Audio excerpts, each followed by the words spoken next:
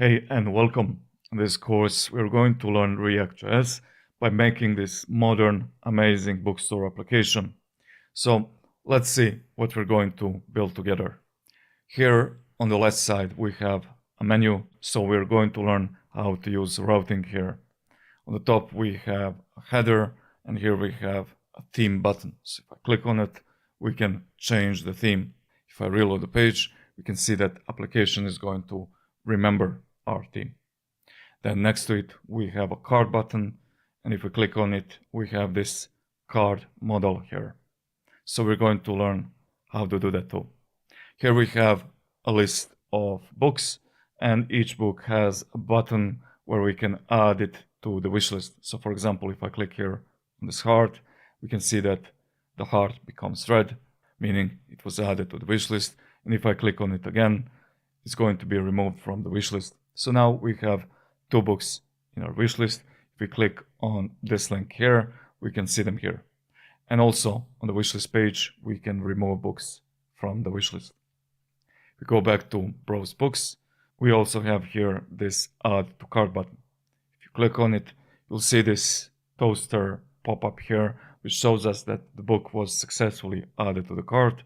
And also we can see now number 1 on the card, meaning one item was added to the cart. We can click on the second book here, and the same thing happens. Now, if I click on the cart, we can see our books here, and we can also remove them from the cart like this. Now, if we click on any of the books, we're going to go to this preview book page where we can see the category, the title, an author, and other information about the book. We also have an option to add to cart here, and we have another option to buy this book. So if I click on buy book now, it takes us to the checkout page. Here we have a form which looks quite interesting. It looks like it's actually two forms when really it's just one form. Here we are going to learn about React Hook Form library. This is the most popular library today to deal with forms, so we're going to learn how to use it. Now if I click on place an order, so now if I start typing, for example, for the name we have a limit of 2 characters minimum.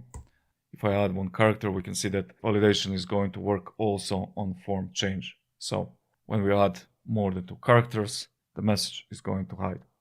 Now I'm going to use here fake filler to fill out all the form inputs, and then I'm going to place an order. When you buy a book, you can see that we are redirected to my books page. Here we have the last book we bought on display, and also we have other books we bought here below. Now this display here is going to be shown only when we just bought the book, meaning if I navigate to browse books and I go back to my books, we can see that our book is now shown in a normal list here. Here we have a drop-down menu, and here I'm going to show you how to do drop-down menus correctly. So for example, if I click here, the menu opens, and also if I click anywhere else on the page, it hides. So this is one of the things that in the real development environment, you're going to find yourself doing a lot. Now, if I click on details, we are redirected to the details page, which is actually the same page we get when we click on the book here. The only difference is that this block is hidden. And this is where I'm going to show you how to use conditional rendering to hide certain parts of the page. Also, on my books page, in the same menu, we have an option to remove a book. So if you click here, we're going to learn a little bit about how to use modals correctly.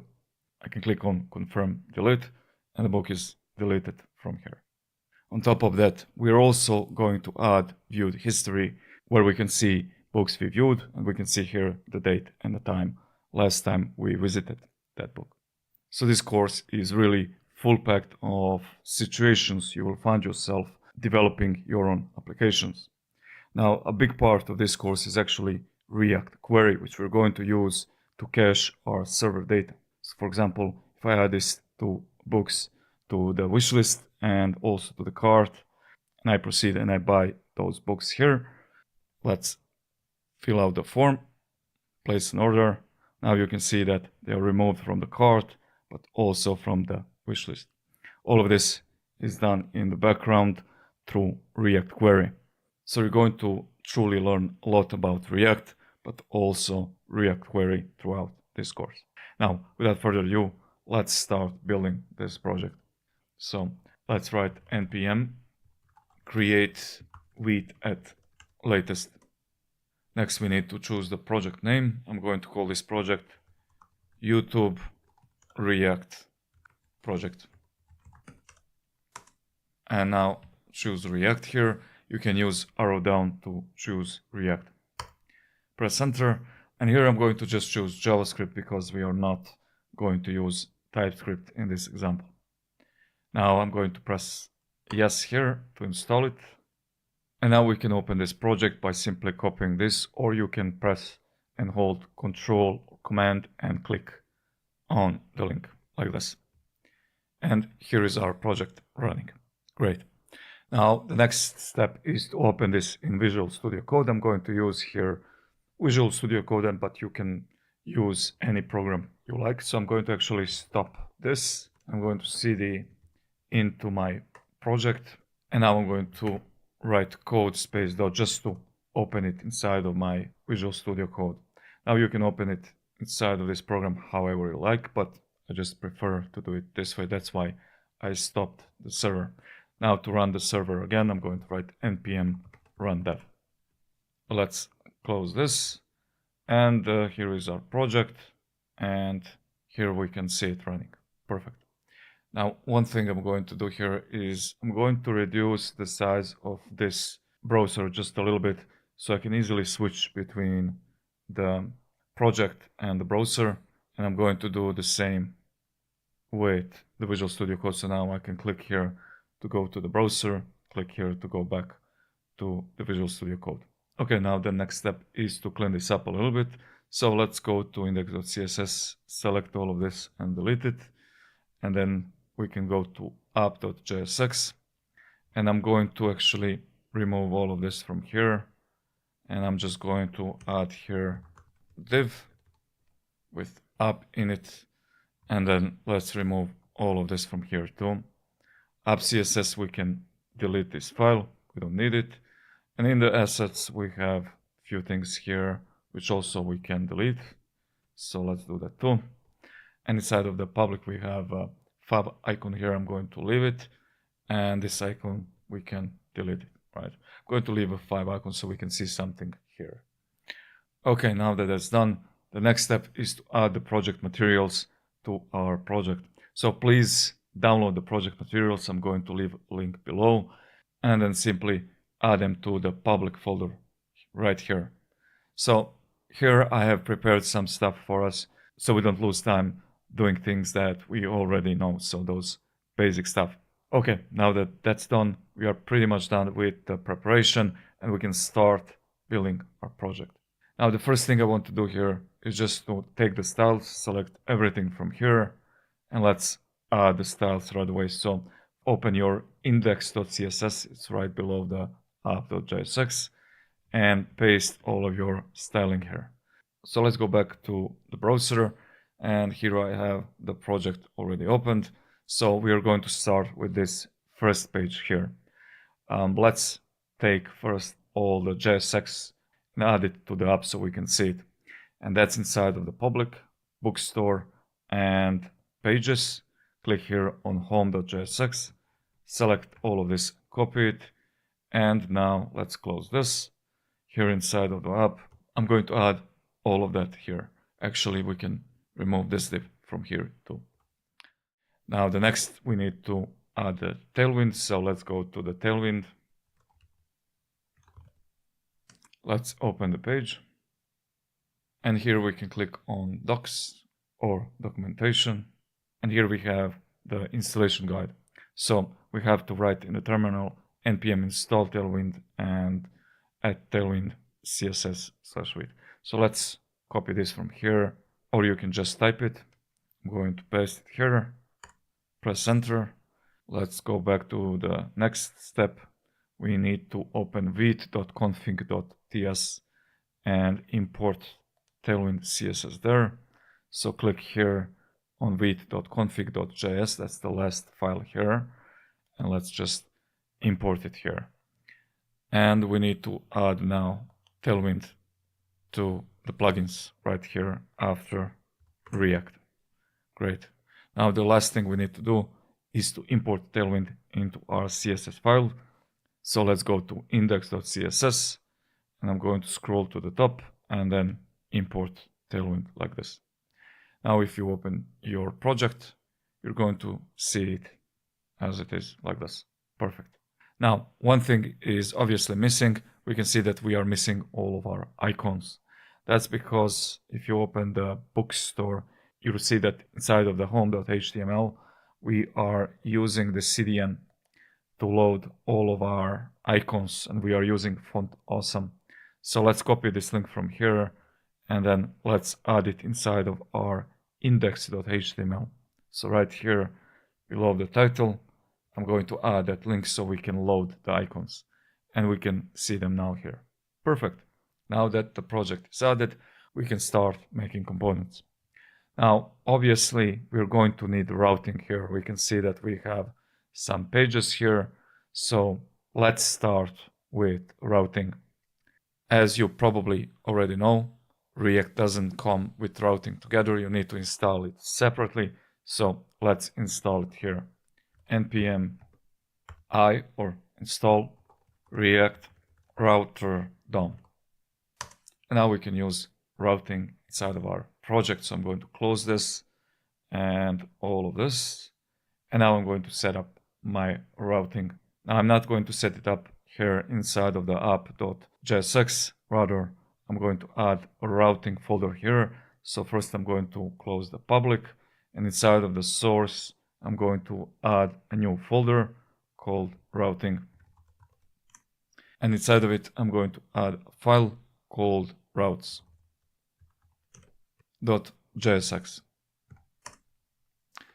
Okay, now I have an extension here which whenever I create a file with .jsx, it automatically creates component for me. So if you want to use that, you can install that extension. Let me just find it here. Just a moment, please. I'll give you the name, but I need to find it first. And here it is. It's called React Boilerplate Plus. This is how the icon looks like. So if you like, you can install it. I think it's quite useful. And let's go back to the project. Obviously, I don't want a component here. Rather, I want to set up my routes here. So let's start with export const routes is equal. And now we use create browser router. And you can see here from the auto-suggest the browser is opened. And we can see here create browser router. If I press enter, it's going to import it automatically. So I'm going to call this function, and inside of it, I need to add an array. And this array is going to hold all of our routes. So let's start with the root route. So path is going to be slash, and now we need to decide what to do when we get to the root route. Now, usually in real life applications, you don't want your application to live on the root route. Rather, usually you want it to be something like /app/ and then inside of that route, you will have your application, and you will leave the root route, for example, for a presentational website like a landing page or something else. So what we want to do here is when person comes to our domain, that he's automatically redirected to the /app route, and that's where our application is going to live. And to do that, we can use a loader. And the loader is a function which expects you to return something back. So we need to return. And because we're returning, we can use redirect, which works together with return.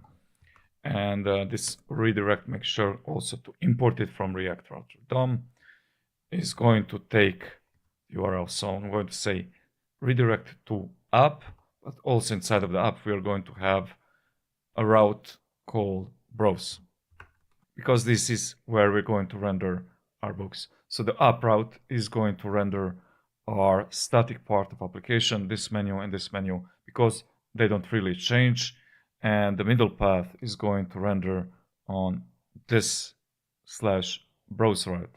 This is the route which renders these books here. Okay, now let's go and test this out. we need to import these routes and add them to the app.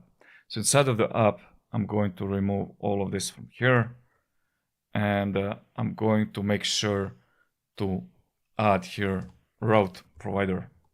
I'm going to press enter here to auto import it, and here this provider takes router, and you simply add your routes here. So if I remove the last letter and add it again, we can see that auto suggest opens, and it opens here, and it suggests for us to import this variable from /routing/routes, and this is exactly where this variable lives.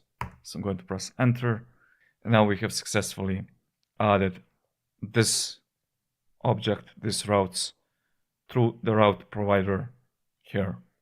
Now we can go to our application, and if I remove this and press enter, we can see that app automatically redirects to /app/browse. And that's exactly what we need here, right? So next step is to actually create this route. So this is what I want. If we open our application, we can see that we have this menu here. And when I navigate through the menu, the only part that changes is this middle part, right? The top header and the main menu stay the same. So I'm going to render this side menu and top header inside of my app route, and the middle content, the main part of the application, is going to be rendered through this child route here. So let's see how we can do that. Let's come back here, and I'm going to say here path app, and then I need to add here element, because obviously I want to render a part of application here. So I'm going to add here h2 with the word app, and then I'm going to add here children. Inside of the children, we add an array with children routes. So again, path, and this one is going to be browse, and then again we need an element here, and again I'm going to add here h2. I'm going to just say browse. Now if we go back to application, we can see that we are rendering this app here, and browse is nowhere to be seen. That's for a very good reason, because we need an outlet component which is going to render the child component. So first, let's set up this route here. I'm going to call this component bookstore. Let's create this component inside of our source folder. First, I'm going to add here pages, and then inside of the pages, I'm going to add this bookstore.jsx. Now, inside of this component, for me to see the child route, I need to add a special component called outlet. Make sure to import it. And of course, we need to import this component here. So I'm going to show you an easy way to do that. Just remove the last character, type it back, and you're going to get this auto suggest. Press enter. Now you can see we have imported here. Now let's go back to our project, reload the page, and now we can see the content of this child browse route. And that's just the word browse for now. So this is how you can render children inside of the parent components. Now, of course, this is not what we need. We need to render here this side menu and the header. So let's do that. Let's open public, bookstore, and pages, home.jsx. And this time, again, I'm going to copy all of this from here, and let's add it here. And now I need to find the main tag element. Here it is. And inside of the main element, I'm going to remove all of this, and also this book grid. And here I need to add that outlet component. And now if we come back to our application, this is what we get. We have now our /app route, which is going to render on every child route this menu and this header. And what's going to change is the content in the middle. Okay, perfect. Now let's go and render this content in the middle. To do that, we need to create this browse component here. I'm going to call it browse books. Let's add it to the pages. So inside of the pages folder, let's create that component here. And then let's import it here inside of our routes. Now, inside of this component, we need to take that middle part from main.jsx and add it here. So again, inside of the public bookstore pages, I'm going to open home.jsx, and let's take all of this from main. Here it is. I'm going to close it like this so it's easier to copy. And these two things, copy them from here and simply add them inside of this div. I'm going to format this a little bit, and then I'm going to add it here. Okay, great. This is now done. We have our first route/browse here where we show all of our books. Now the next step I'm going to do is actually to make all of these routes work. So let's make them for now just render something so we can actually navigate through them. Let's go back to the routes. I'm going to close all of this and up. So now let's add these other routes here. So the next one is the dashboard. So path is going to be dashboard. And element is going to be just h2 with word dashboard in it. And now one thing you can do here is to select all of this, press Alt, Shift and hold, and then with arrow down you can copy this 3 more times because that's what we need here. And now I can add this other routes. So the next one is my books. And then let's change the title also to my books. After that we have wishlist and the title. And the last one is history. And let's change the title.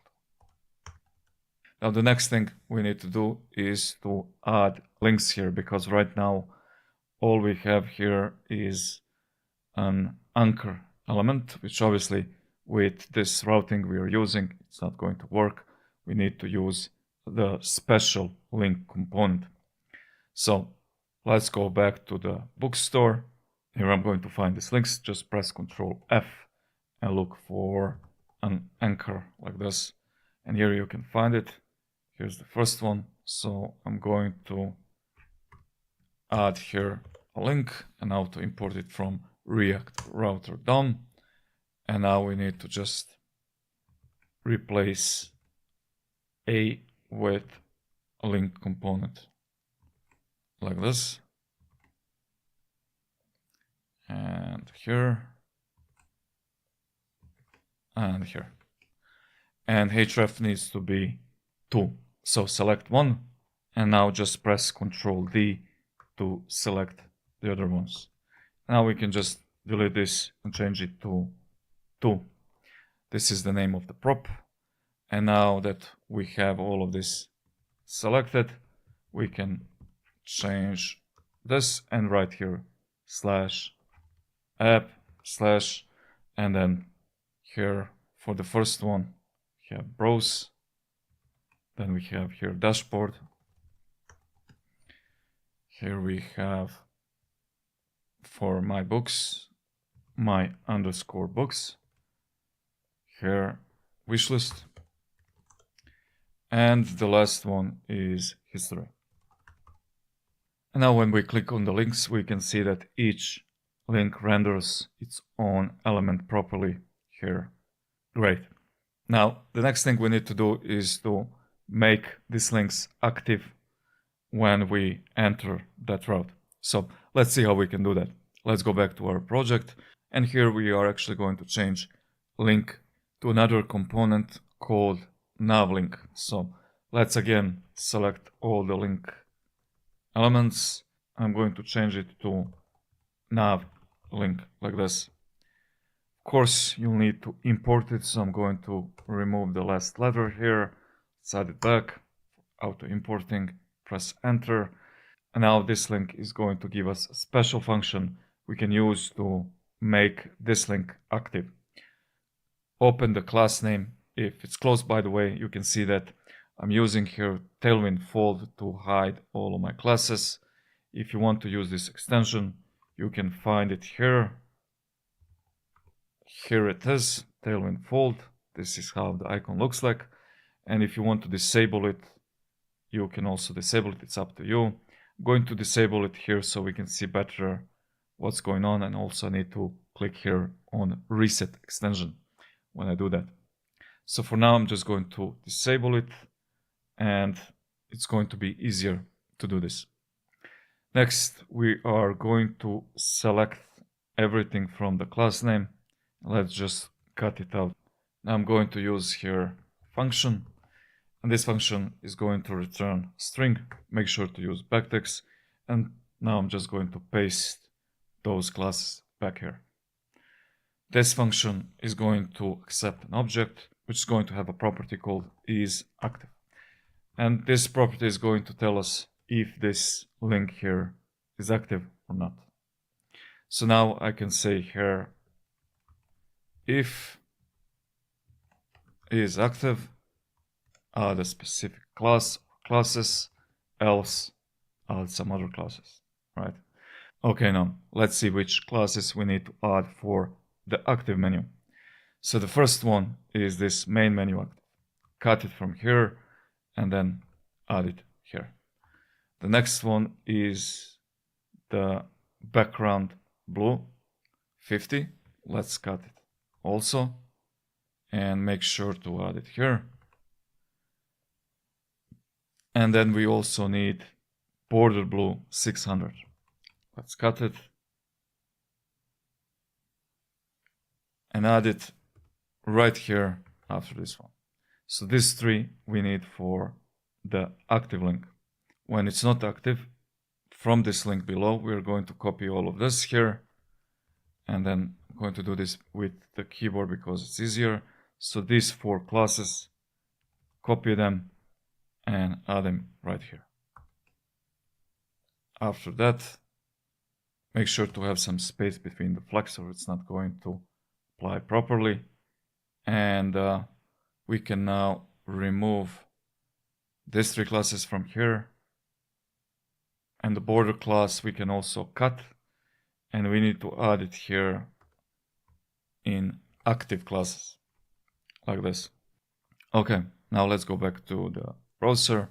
I'm going to click on the first element, and you can see now it's active. If I click on the second element, it's not active anymore. Now that we did that, let's copy all of this. And then we're going to paste it here. So first select all of this. And then again, Control D, again and again. We can remove this from here. And then we can paste that class to every other link. So now every link has the same class name. And now when we navigate, we can see that things become active properly. Perfect. We have successfully finished the menu. The next thing I want to do here is actually to take this menu and to create its own component out of it, just to make things a little bit cleaner. So let's take this aside, close it, and I'm going to cut it from here. Let's go to our source folder and let's add a folder called components. Here I'm going to add another folder called navigations. And inside of it, I'm going to add a component by the name main menu.jsx. Now let's remove this from here, and I'm going to paste all of that here. Of course, we will have to import this navlink. So again, I'm going to remove one character, add it here, and I'm going to use auto importing to import navlink. Let's go back to our project. We can see that the menu is missing. Obviously, we need to import it now inside of the bookstore. So let's do that here. I'm going to import it right here. And here it is. And everything works properly now. Great. With this, we have successfully finished this menu. Congratulations. Now let's move to the header. Let's do that next. outside of the bookstore.jsx, scroll down and you can see here comment header. And here's a header tag. So let's close that and let's copy all of this. Now inside of the source components, we are going to add a new folder here. Let's call it headers. And then inside of that, I'm going to add a file called main header.jsx. And now I'm going to paste the code here, right?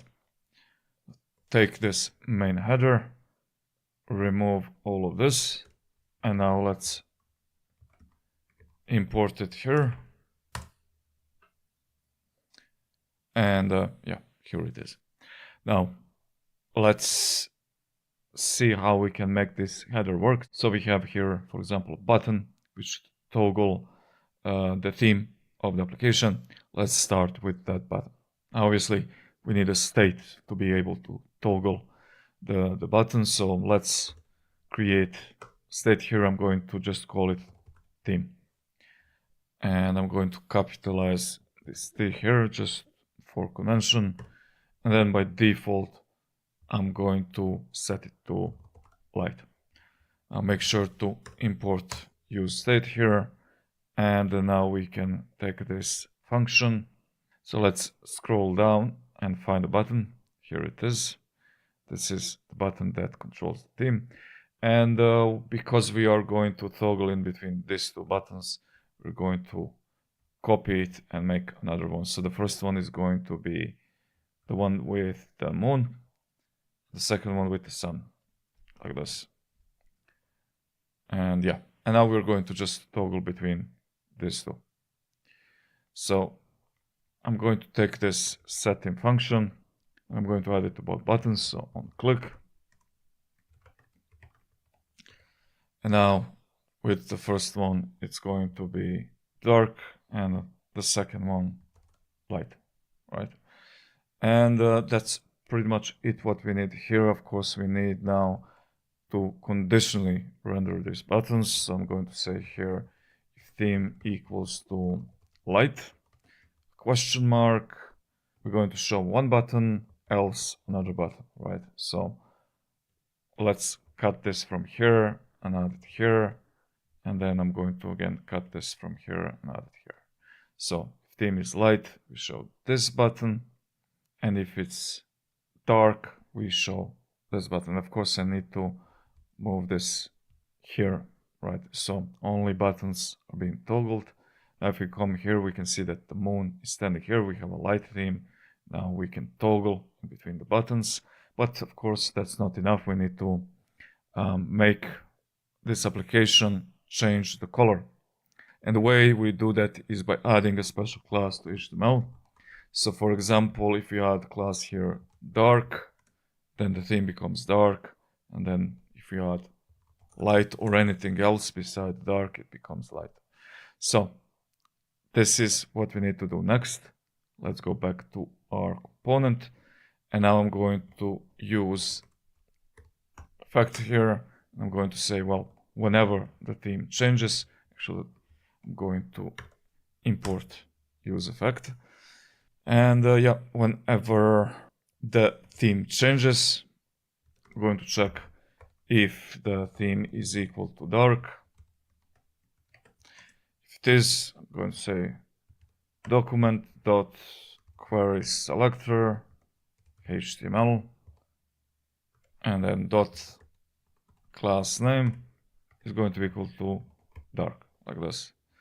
Else, if it's light, then we can change it to light. Now let's go back, reload the page. We have moon here. If I click, change it to the dark, and again we change it back to light. It's really as simple as that. Now the last thing I need to do here is when I change it to the dark, if I reload the page, it should stay dark. And to achieve that, I'm going to use local storage. So I'm going to say here local storage dot set item. Let's call it theme, and then I'm going to say dark. And let's copy this from here. Let's add it here. and then it's going to be light. Okay, so now I need to use the local storage to set the default state, which is right now light. But I'm going to say local storage dot get item theme, and if the theme is not set, then set it to light by default. Now let's reload the page. If I change it to dark, reload the page, it stays dark. Change it to light, reload the page, it stays light. There you go. It's really as simple as that. With this, we are done with the theme. The next I'm going to do here is to make this cart button work. So if you come here, you can see that when I click on the cart, this cart model opens, and I can close it by clicking on this X here or clicking on this transparent div here.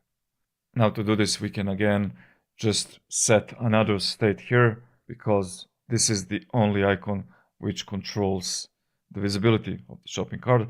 But in real life applications, sometimes you'll have, for example, other options where you're going to click somewhere else and then you'll want to open the cart from there. So that's why we're going to create a context and store the state of the visibility of this cart in the global state.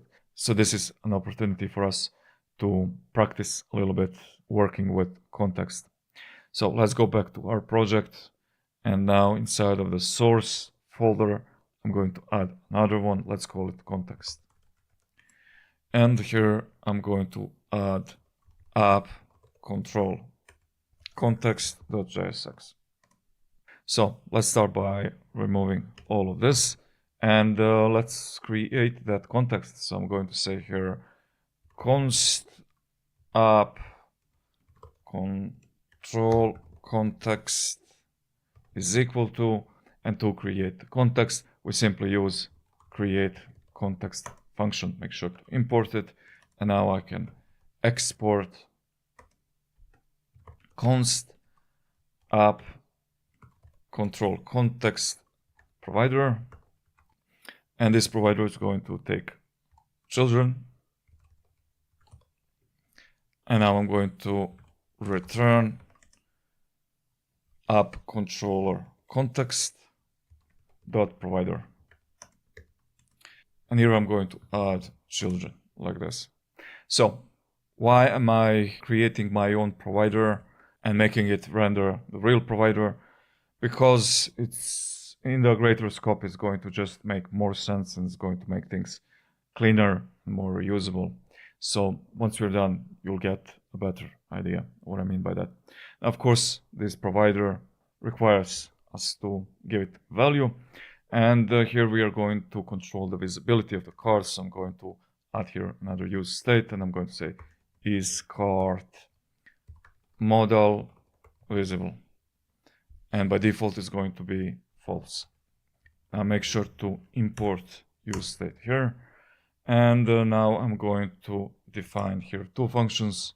Const show cart is equal to set is cart model visible to true, and then below false, and I'm going to change it to hide cart like this.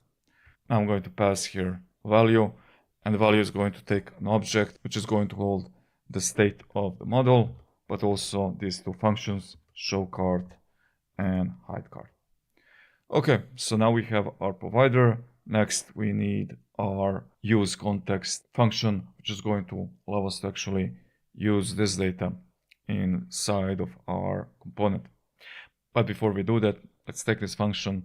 Let's go to app.jsx, and I'm going to wrap my application with it, because I want to allow entire application to access this provider.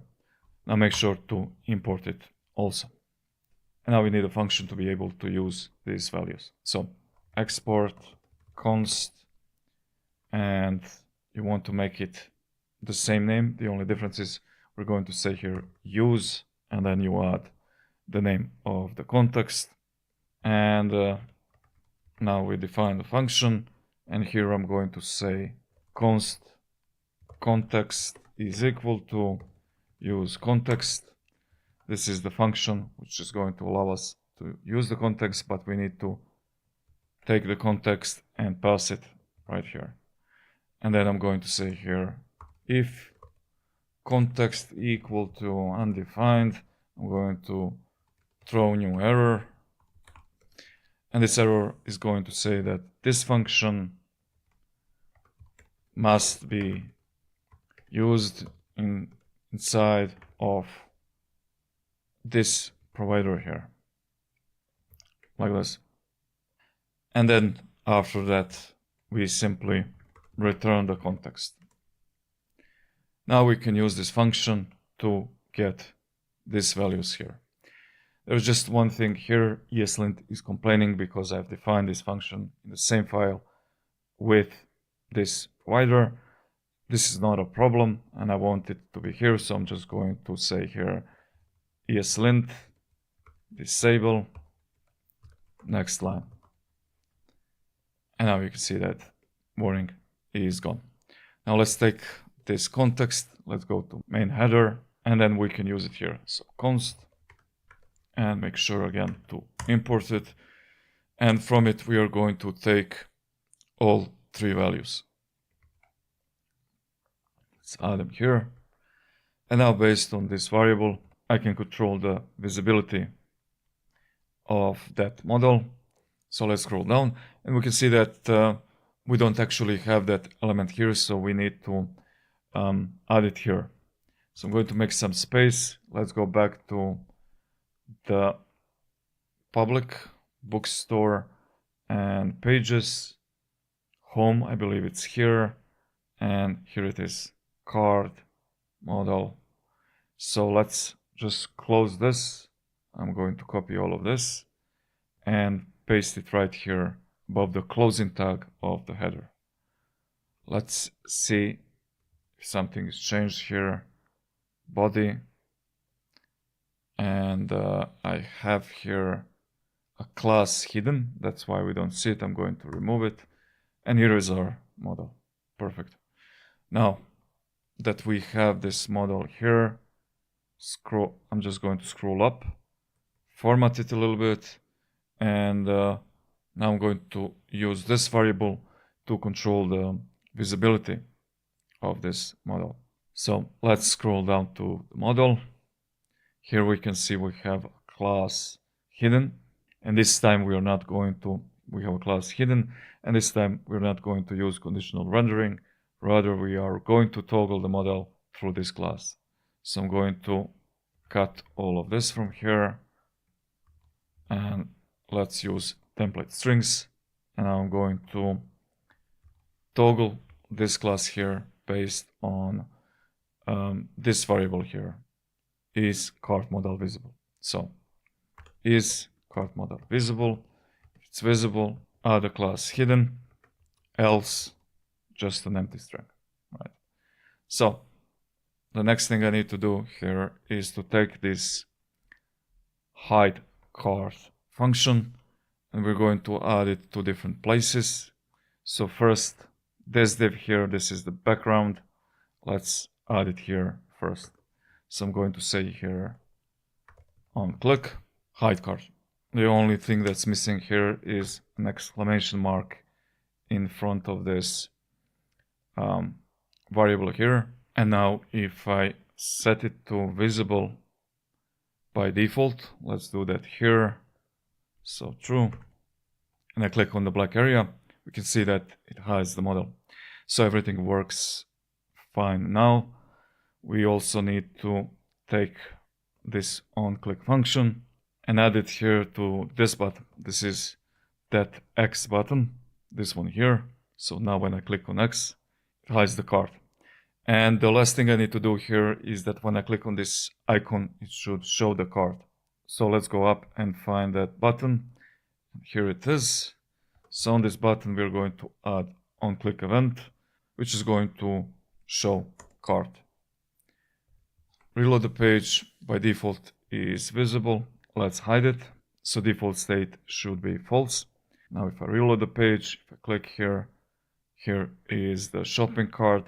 I can click here this area or on X to hide it. Great. Now the next thing I want to do is to make this div a bit transparent. So let's go back, scroll down, here it is. Here's the black background, and I can add here /50, which means that now we are going to have transparency of 50%. And here is that transparency, we can see it now. Great. Now one last thing I want to do here is to make sure that this card is always on the top of the content. We need to make sure that we render it outside of this root div. There's a way to do that in React, and it's called portal. So let's create a portal here. Simply write create portal and then import it. And this portal is a function, and the function takes 2 arguments. The first argument is going to be all of this JSX, and the second argument is going to be an element in which we want to append this JSX. So I'm going to add here document.body. Now if we go back, reload the page, open the card, inspect elements, and you will notice that this time this card has been rendered outside of this div with the root ID. This is our entire application, but here below we can see that the card is now rendered right here above the closing tag of the div. And this is usually something you want to do with any type of models you use, because you want to ensure that it always stays on top of your content. And with this, we are done with the model. Now let's proceed into making this page work. For us to be able to show the books here, we first need to connect to the database. So let's do that. Let's set up the database first. Open your public bookstore, and then here you'll find the services folder. Let's just copy it, and then let's add it to our source folder like this. Okay, now that we have added this folder, we have basically added our database with it too. So to initialize the database, all you have to do is from this file here, initialize or call this function. So let's go to the app.jsx, and here I'm going to simply call that function. And of course we need to import it also. So import from services init, like this. Once you do that, everything is going to look the same, but in the background we have initialized the database, and now we can use it. Now I'm not going to go into details how exactly did I do this, but I'm going to do a small demonstration. For example, from the JSON placeholder API, I'm going to load some data just to show you something here. So inside of the use effect, I'm going to do this fetch. Of course, I need to import use effect first. Now if I reload the page, here we get the data from this API. So the fetch function, I overwrote it just a little bit. So if you do a HTTP request to any endpoint, it's going to give you the data. It's going to work normally. But the catch is that if you do a HTTP request to my special API endpoint, for example, API db19/books, now it's going to fetch the data from my own database. Here it is, right? So this is how this works. Basically, I took the fetch function and overwrote it a little bit. So if you do an API request to my endpoint, it's going to go to my fake database. And if you do any other request, the fetch function is going to work normally. Okay, now that that's clear, let's load the books so we can actually show them here. Now, before we do that, I've already explained that this course is not only about React, rather it's also about React Query. So we're going to use the React Query to cache our server data. So to use the React Query, we need to install it first. Here I am on TanStack query, and here we can actually read the docs, but here is the installation link. So if you click on it, it shows you here how to install it. So it's super simple, right? I'm going to open console, and you can write here npm I at TanStack/React query. And our library is installed now, and we can start using it. Let's go to app.jsx to set it up. Here we need to define a variable. So const query client is going to be equal to new query client, like this. And beside query client, we also need a query client provider to wrap our application with it. So I'm going to say here query client provider, and this provider is going to wrap the entire application. Now I'm going to take this query client variable and simply pass it here as client, like this. And with this, the setup is done. Now we can use React query normal. It's really that simple. So let's go back to browse books. Here I'm going to say const is equal to use query. This here is a function which we're going to use to cache the data. And this function is going to take an object and it's going to return several things. But for now, we are just going to use the data.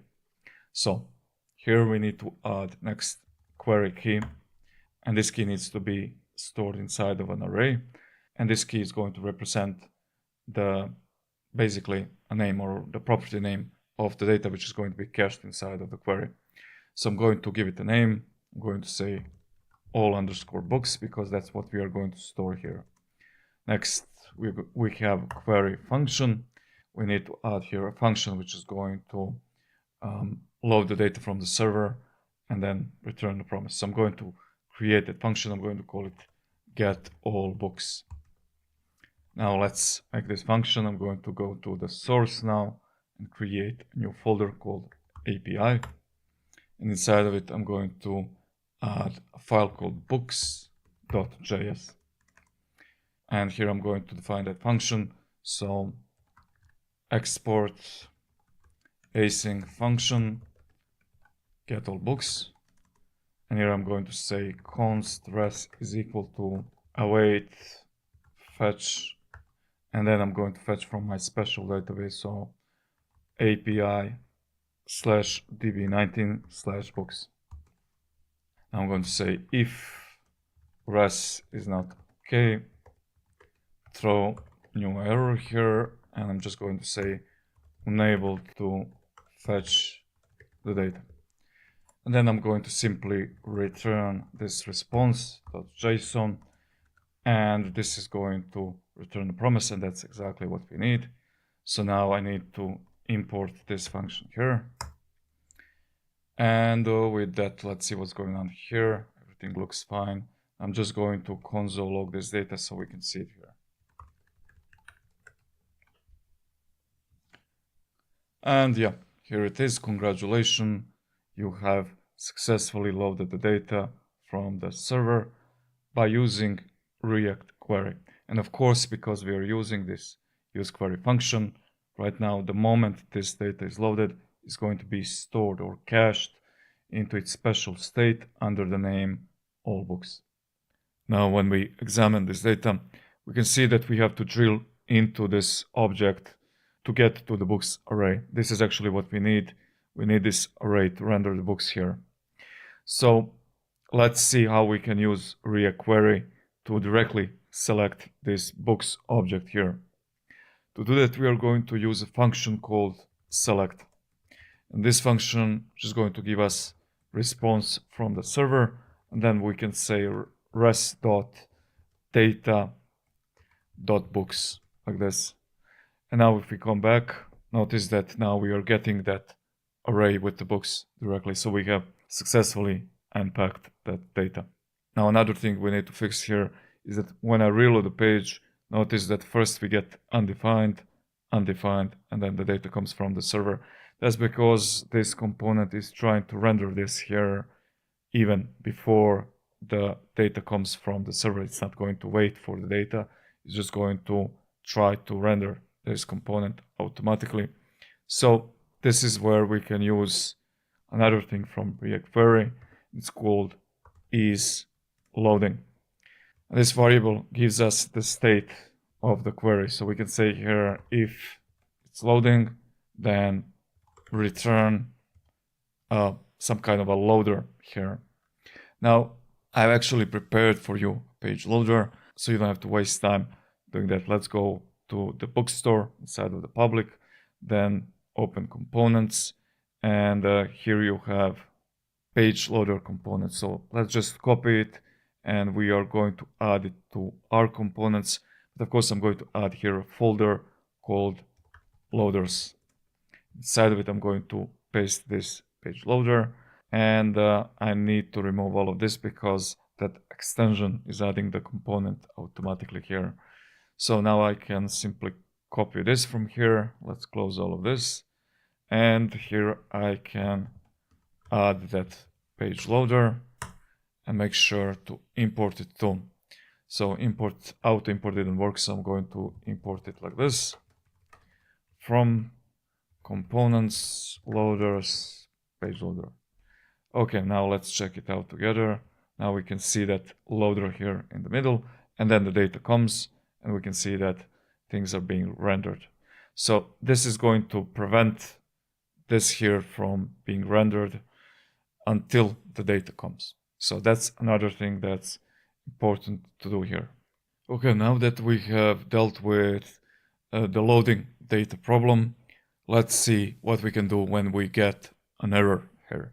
This is where, again, use query gives us a variable called isError. We can use it to check if there is an error, and also we get an object called error, which is going to hold more data about that error, like for example, an error message. So now I can use this variable, and I can say here, if this error return, and for now let's just add here h2, which says error, and then I'm going to show error.message.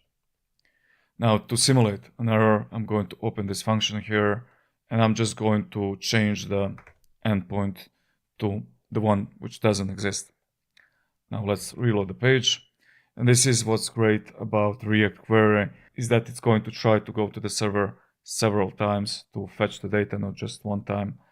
And if it fails after a certain period of time, then it's going to show you the error. And this is the error which we are actually returning here, this one. So this is where isError. An error can be quite useful, but it all depends on how do you want to show your errors. If, for example, you want to show an error here if your data fails, then you can do it this way, or you can just hide the entire page and show the error somewhere in the middle of the screen or wherever you want. In this case, I think it's better to hide the entire page if we get an error than to just hide one part. So let's see how we can do that. I'm going to remove this from here, or you can comment it out. It's up to you. Actually, I'm going to remove these two variables also because I don't need them. Now let's see how we can show an error or make our application catch an error and show it right here in the middle of the screen, and where the rest of the application is going to be hidden. And we can do that with routing. So our routing allows us to pass error element, and we can pass it to the app route, and that's going to cover all the children routes, or we can pass it to each children route. Now in this case, I'm going to pass it to the app parent route. So let's say here error element, and then I simply need to give it component which is going to be shown on the screen when we get an error. And we have that component right here. If you go to the public bookstore components, actually I think it's in pages, let's see, it's in components, it's called error state. So let's go to our components, and here I'm going to create a folder called errors. I'm going to paste that here. Now let's take this component and let's add it here. And of course, don't forget to import it. Now, auto importing doesn't work. So I'm going to scroll up and I'm going to write here, import error state from components / errors / error state. And that's pretty much it. This is going to take care of errors on every of our children's routes. So now if we go back to our application, we can see that we are showing an error component here. And this error component also has two buttons, one to go back, the other one to try again, or basically with this one, we're going to simply reload the page. So let's see how we can do that. Let's open this component. And here I'm actually, before I continue, I'm just going to go to my extensions. I'm going to enable Tailwind Fold because it's just easier for me to work that way. Now this is much more readable here, right? Now that we are in error state, let's scroll down to this button here, try again. And I'm going to add here on click. And I'm going to say navigate. I'm going to use here, use navigate function, but we need to import it first. So let's do that first. Const navigate is equal to use navigate. And now I can use navigate here to navigate to number 0. And what this does for us is basically just reloads the page. So now let's wait for the error. Here it is. If I click on try again, the page is going to reload and the app is going to try again to load the data. Now, this button here should take us back to the last route in the router history. So let's see how we can do that. Let's scroll down. And here I'm going to add another on click. Actually, I'm just going to copy paste this here. And then I'm going to write here -1. And this here now is going to take us back one route in our router history. So let's try it out. I'm going to click on go back. And the last route was dashboard. So that's correct. Okay, now that we have finished that, there is another thing I want to do here. And that's we have two buttons here. And I think because we are adding more and more buttons, we should have a button component. So let's take care of that. I'm going to go back to the public bookstore components. And here I have a simple button component I made for you. So let's copy it. And now inside of the components, I'm going to add a folder called buttons. And then I'm going to paste that button here.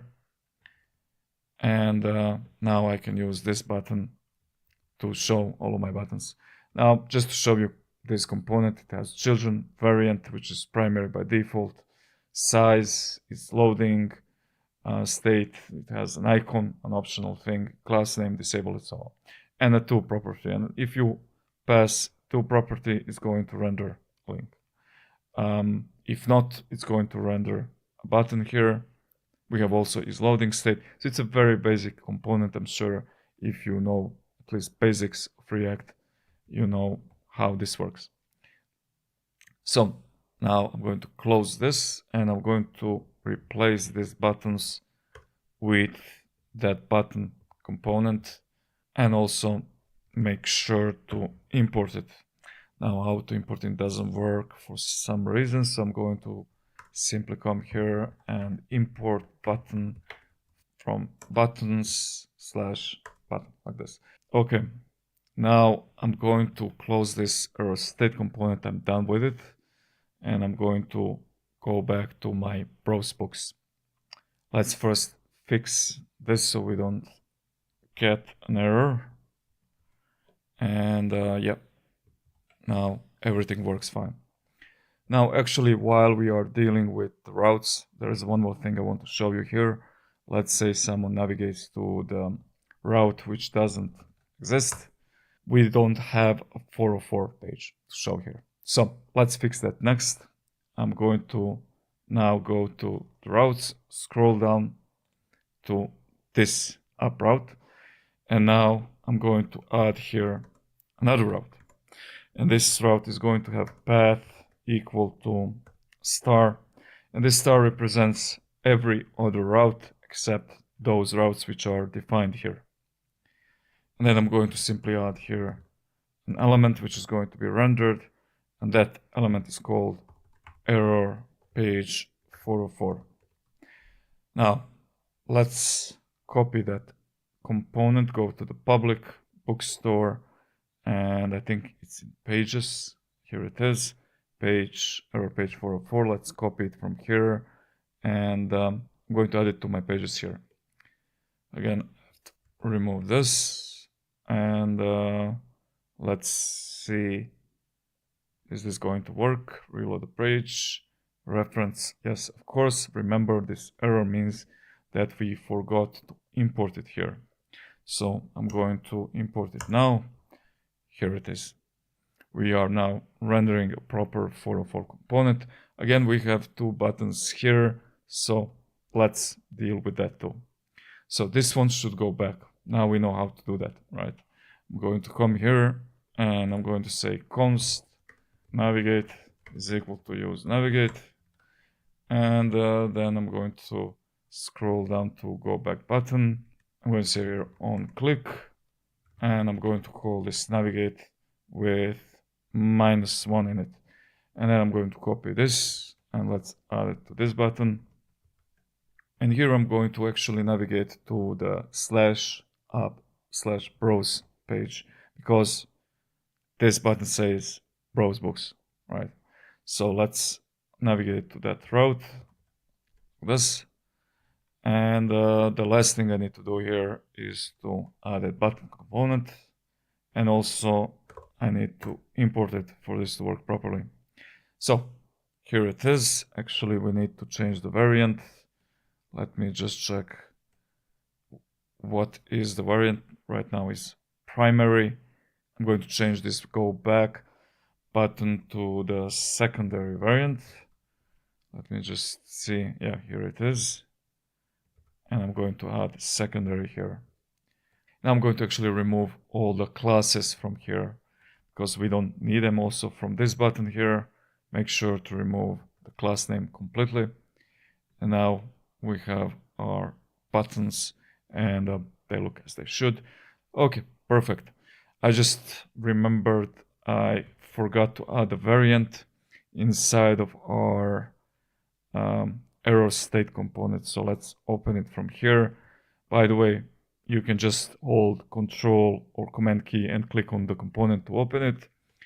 And here, I think on one of these buttons, actually on this one, go back, I'm going to add variant. And also we need to remove the class name from these buttons. Okay, now the error components are done. We can continue with our application. The next thing I want to do is actually to render my books here. So let's do that next. Let's go to browse books. I'm going to close these two files, and now we can use this books data, which is an array, to render the books. Here is a book.jsx. And to render this, I think it would be better idea if we first create a component out of it. So I'm going to copy this, and I'm going to go to my components folder, and here I'm going to add a new folder. I'm going to call it cards. Inside of it, I'm going to add a book card.jsx. And now I can simply paste that JSX here, like this. I'm going to format this a little bit, and now I can use this book card here. So let's do that next. And of course, make sure to import it too.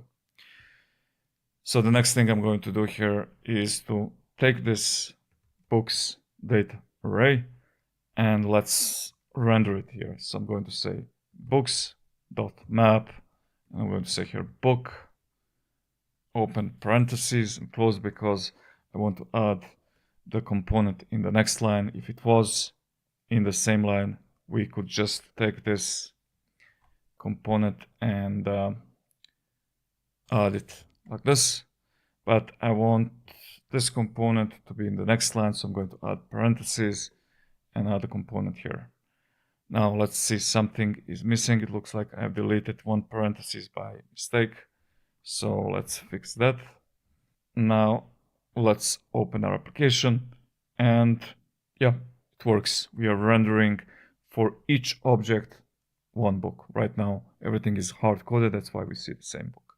Of course, we also need to add the key property here, so let's do that first. Key is going to be book.id because it needs to be something unique, right? Now the next thing I'm going to add here is the book. So this book card is going to accept a prop called book.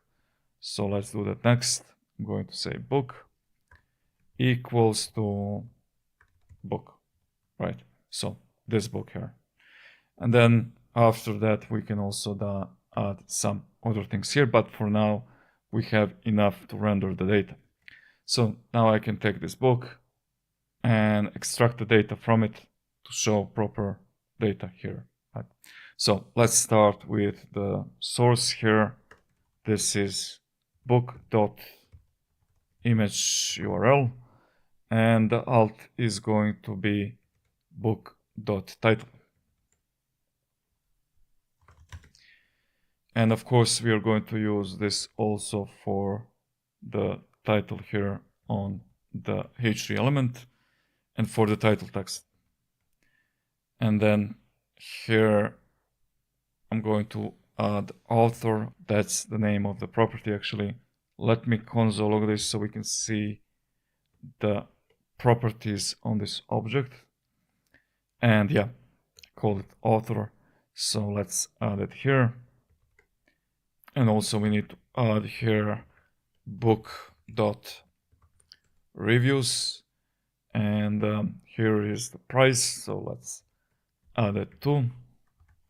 And we have here the category, so let's show the category here. And I think that's pretty much it. That's all. Actually, no, we have this data here also. Let's see if we have this data. We don't have it here. So I'm going to leave this for later. Actually, let's take this block. First, I'm going to remove this comment from here, this one here. I'm going to close it, and let's just comment it out for now. This is what should be visible here. Okay, that's pretty much it. I think we are now rendering all the proper data. And let's check it out here. We have the image, the title, author. Yeah, the next thing we actually need to do here is to render a proper number of stars. So let's see how we can do that. Let's navigate here to this block. These are our stars. I'm going to render here inside of this div the number of stars, and I'm going to show you how to do this here. So because inside of the data we only have a number, let's see. Oh, here it is, rating, and it just tells you the number of the stars. So now based on this number, we need to iterate 4 times and add. First we need to show 5 stars, but 4 of them should be yellow. So let's see how we can do that. We can use here array method, and then from length is going to be 5. So we need to iterate all together 5 times because we have 5 stars, that's maximum. And then I'm going to add here underscore for a variable which is not going to be used, but because we need the second one, which is index, I need to add the first one too. But I'm adding the underscore, which tells that I'm not planning to use that variable. So now we can say here const star index is going to be equal to index plus 1. So we can increment the index. After this, we can simply return. I'm going to take one of these stars, simply return it here. And because we are iterating here, I need to add a key property here on this element. So it's going to be simply index. Now inside of the class name, let's cut these classes from here. And I'm going to use template strings here. So we need to conditionally show this class here field, which is going to show a star as yellow. So let's cut this class, and I'm going to say here that if star index is less or equal to book.rating, then question mark add this class, else we're not going to show anything here. So now if I come back, you can see we have a problem. Let me just check where is the error exactly. And now I can see that there is no error. I just forgot to remove this hard-coded stars from here. So let's remove them, reload the page, and now we can see that, yeah, everything works properly. Great. With this, we have successfully rendered all of our books, and they are showing proper data here. Now, the next thing I want to do is to make this heart button work. This is a button which is going to add a specific book to the wishlist. Let's see how we can do that. So the first thing I want to do here is to add an event to this button. So let's go to the bookcart.jsx. Let's find a button. Here it is. Here is that icon. It's a div. It's not a button, it's a div, but still, this is the heart icon button, right? So on this div, I'm going to add here on click, and I'm going to pass a prop called like. That's how we're going to call this function. Need to add that prop here, and now I can go to browse books, and I can say here like is equal to, and now we need to pass a function here which is going to go to the server and do the work, right? And because we are using React query, we're going to do it React query way. So let's start here by creating a mutation function which is going to do the work for us. Const, and we're going to take from use mutation, which is a function which takes an object and gives back mutate function. And this mutate function is going to be used here on click.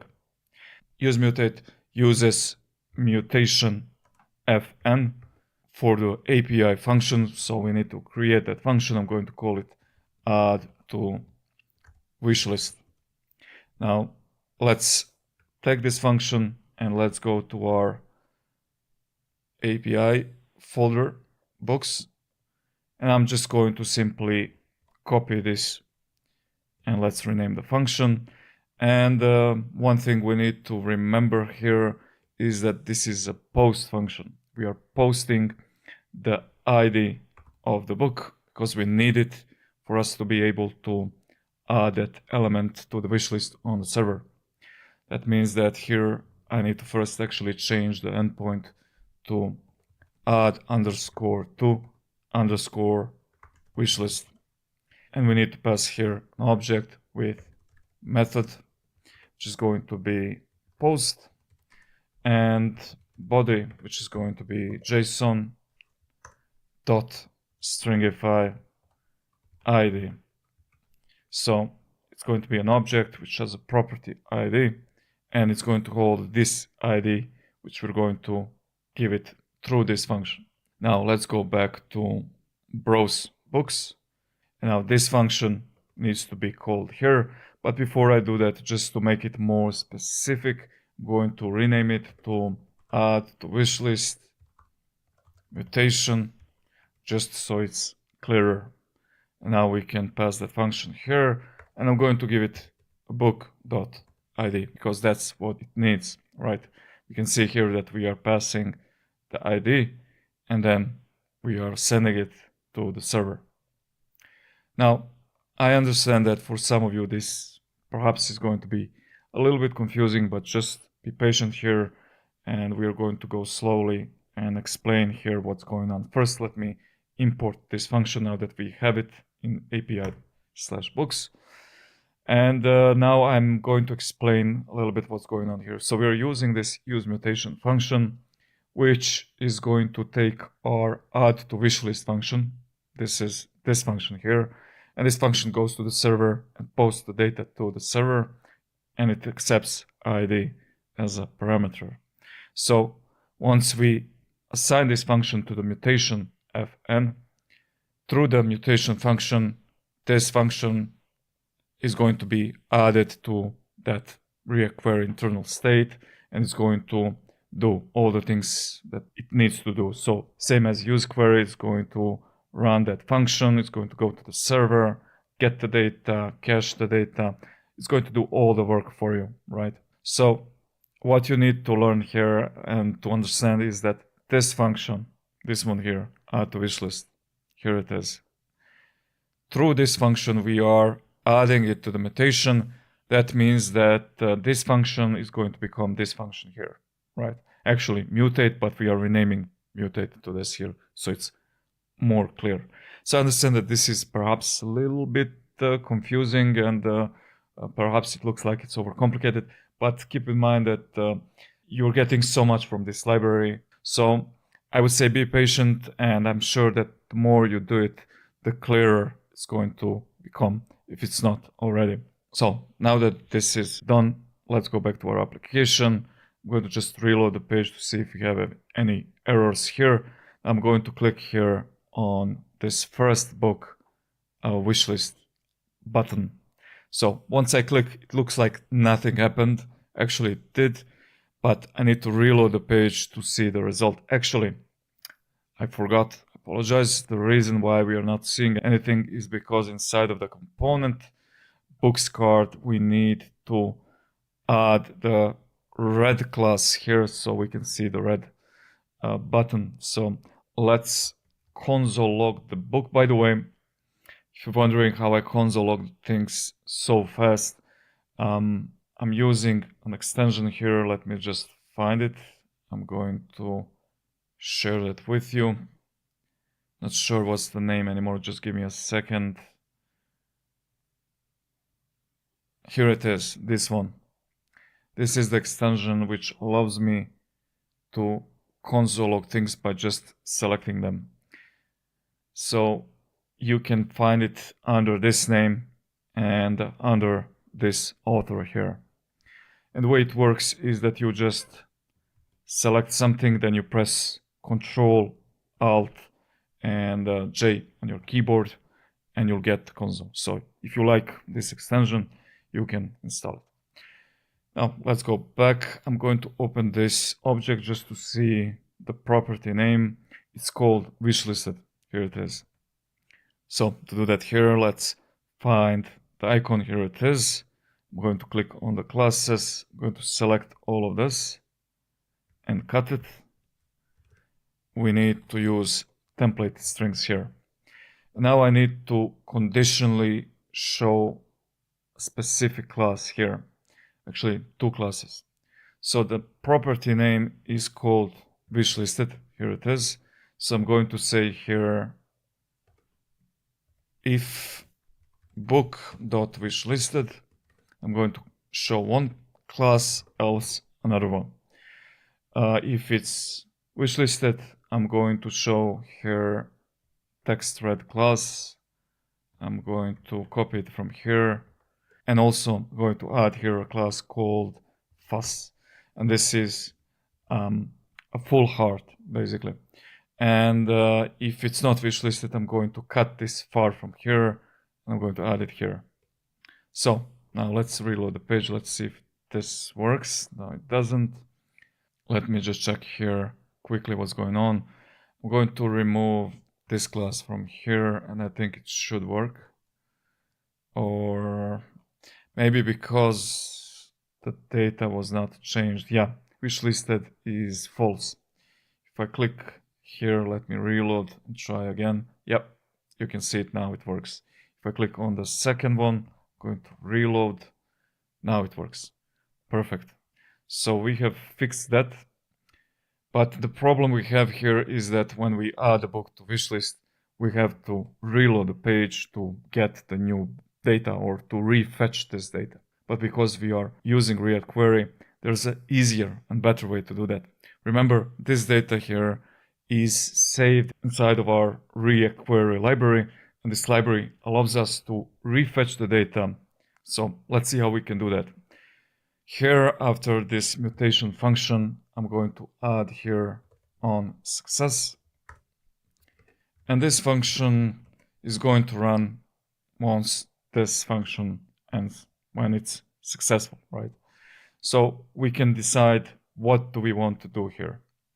And for me to refetch the data, I need to first define a query client. So let's do that here. I'm going to say here const query client is equal to, and now we use a hook called use query client. Make sure to import it. And this hook gives us this object here, which is going to allow us to refetch this data, right? So I'm going to add it here, and then I'm going to say here invalidate queries.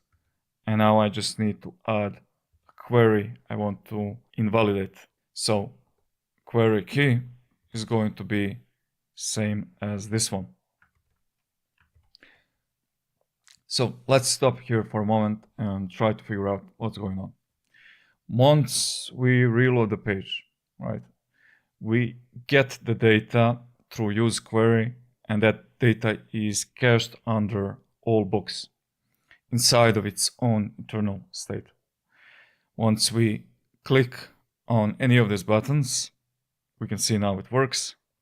Now the mutation runs, and the mutation is going to go to the server, and it's going to, because it has the book ID, on the server is going to add or remove that book from the wishlist.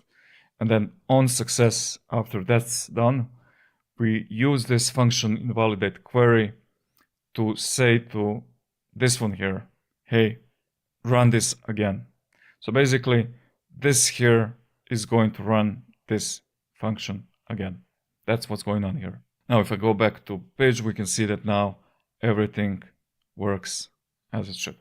Great. Now, the next thing I want to do here is to add actually this wishlist page, because now we have wishlist items on the server, so we can load them and show them here inside of this wishlist page. But actually, before we do that, you can see here that we have a little bit of repetition, and we're going to use these query keys throughout the entire application. So it would be good to store them somewhere in the global state. So let's do that next. Let's go to the source, and here I'm going to add a folder called globals, and then global.js. And here in this folder, simply going to export const underscore GL. You can call it however you like. I prefer to do it this way. When I see it, it's very clear. GL stands for global. And this is simply going to be an object, which is going to have some properties. So here I'm going to say query underscore keys. And here we are going to add those keys. Here we have all books query key. Let's call it the same way, all underscore books, and we save it like this.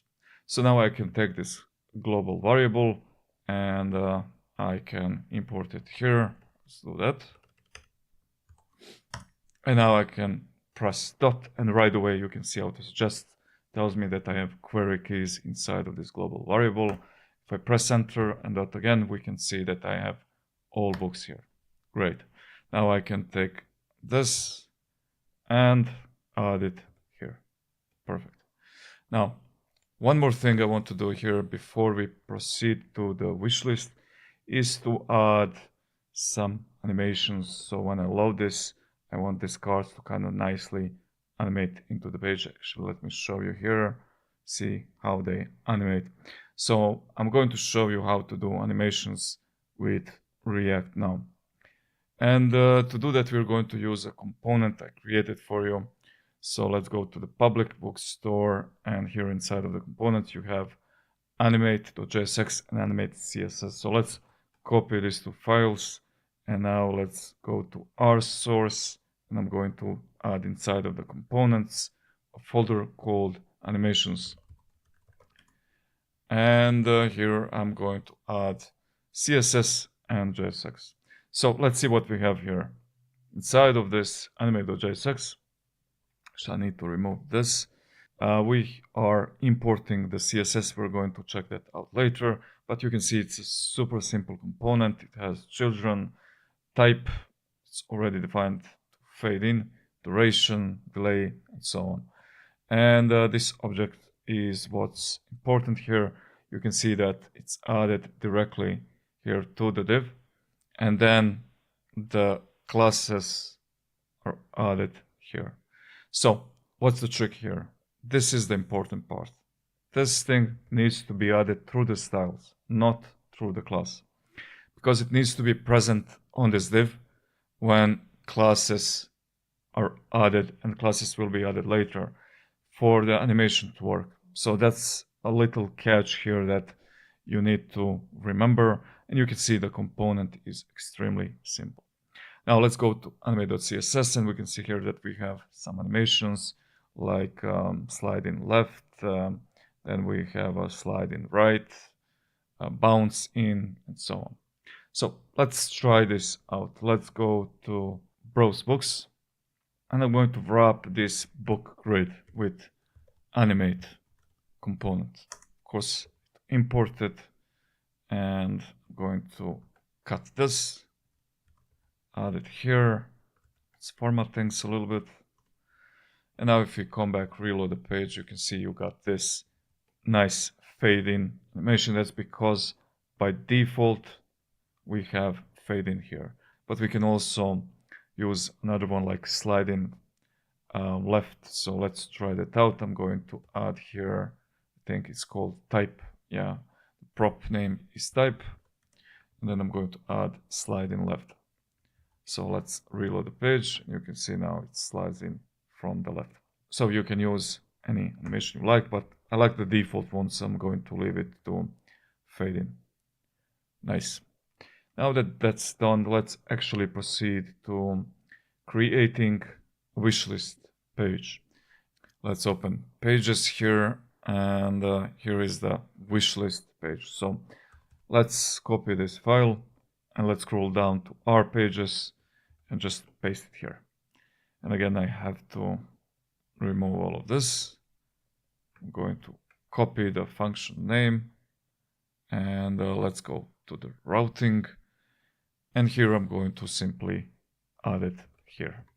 Now, make sure to import it where it's very important. Auto import doesn't work for me, but not a problem. I'm going to import it like this from pages, wishlist, like this. And now I can go to the wishlist page, and yeah, here it is. Right now it's empty, so it shows this by default when it's empty. Let's open this wishlist page so we can see it better. And the first thing I'm going to do here is to replace this anchor with button component. So I have my button component here. We want to use it. And because we want to use a link component, we simply need to add here toProp. And this toProp is going to render that. Let's scroll down. Here it is. If it's 2, it's going to render the link. Now let's go back. Now if I click here, the link works. Good. Now we need to fetch the data first, and then we will show that data. So let's start by fetching the data from the server. I'm going to say here const data is equal to use query. And then inside of this hook, we're going to add an object, and that object is going to accept query key, which is an array, and we are going to call this query key wishlist underscore books. And let's go right away to globals and let's save it there. So by the way, to open this menu, you can press Ctrl P and you can search for globals here. So it's just easier to open the file. And I'm going to add this here under the same name, right? Like this. And now we can use the _gl. Make sure to import it .query keys .wishlist books, like this. This is much cleaner and better, right? The next thing we need here is query function, and I'm going to call this function get wishlist books. Of course, we need to go and define this function. So if I search for API, here is that books file, and I'm going to copy this function because it's going to be pretty much the same. I just need to change the name to this name here, and the endpoint is wishlist. Now, this function is going to catch the wishlist data. Here we return it as a promise, and then it's saved inside of the query, and the query is going to do all of that in the background. And of course, I need to import now this function here. And the last thing I'm going to do here is to add select. And then I'm going to say res. And if we have res, then give me the data and then books, like this. So let's just console log the data for now so we can see if we are fetching it correctly. Reload the page, no errors, great. Here is the data. And we can see that this object is wishlisted true, right? Now all we need to do is to show them here. First thing I'm going to do here is, of course, to change the data to wishlist books so it's more explicit. I'm going to add here also is loading. Now I don't have to add here is error because remember this is going to protect all the children routes. So if there is an error, this component is going to be shown. So now that I have is loading, I'm simply going to come and copy from here all of this because it's pretty much the same, right? And I'll need to import here this page loader. And the next thing I need to do is to conditionally render this part here, because you should see this only when there are no books in the wishlist, right? Otherwise we shouldn't see that part. So I'm going to say here if wishlist length is equal to 0, because if you don't have any books here, it's going to return an empty array. I'm going to say and then I'm going to wrap all of this. So this is going to be rendered only if this is 0. Right now, of course, it's gone. If I come here and let's remove all of these books from the wish list. Let's go back to the wish list page. Here it is. Okay, great. I'm going to actually add some books here so we can render them and show them here. So let's do that now. Right below this, I'm going to add first that animate component, because obviously I want to animate this. Make sure to import it. And here I'm going to show pretty much the same thing as here. So actually let's copy all of this from here and let's add it here. We need this parent div because it has that grid, right? And the variable books needs to be changed with wishlist books, right?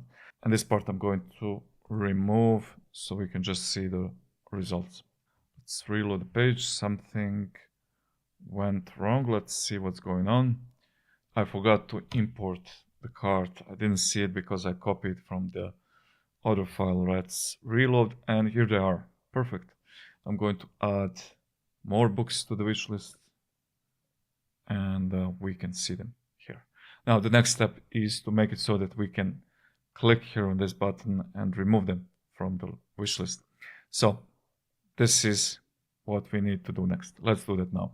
So I'm going to scroll up, and I need to do here something similar to what I actually did here. So we can actually copy this from here just to make it faster like this. I can just import this function. Let's comment this for now. And now I can take this function and add it here as before, but we need to give it a book.id. Let's try this out. I'm on the wishlist page. I'm going to click here and we can see something moved here, meaning this book was removed, but because we didn't invalidate queries, I need to reload the page to see the change. So to fix that, we need to do this here, right? But I need to first define this variable. So let's say const query client, use query client.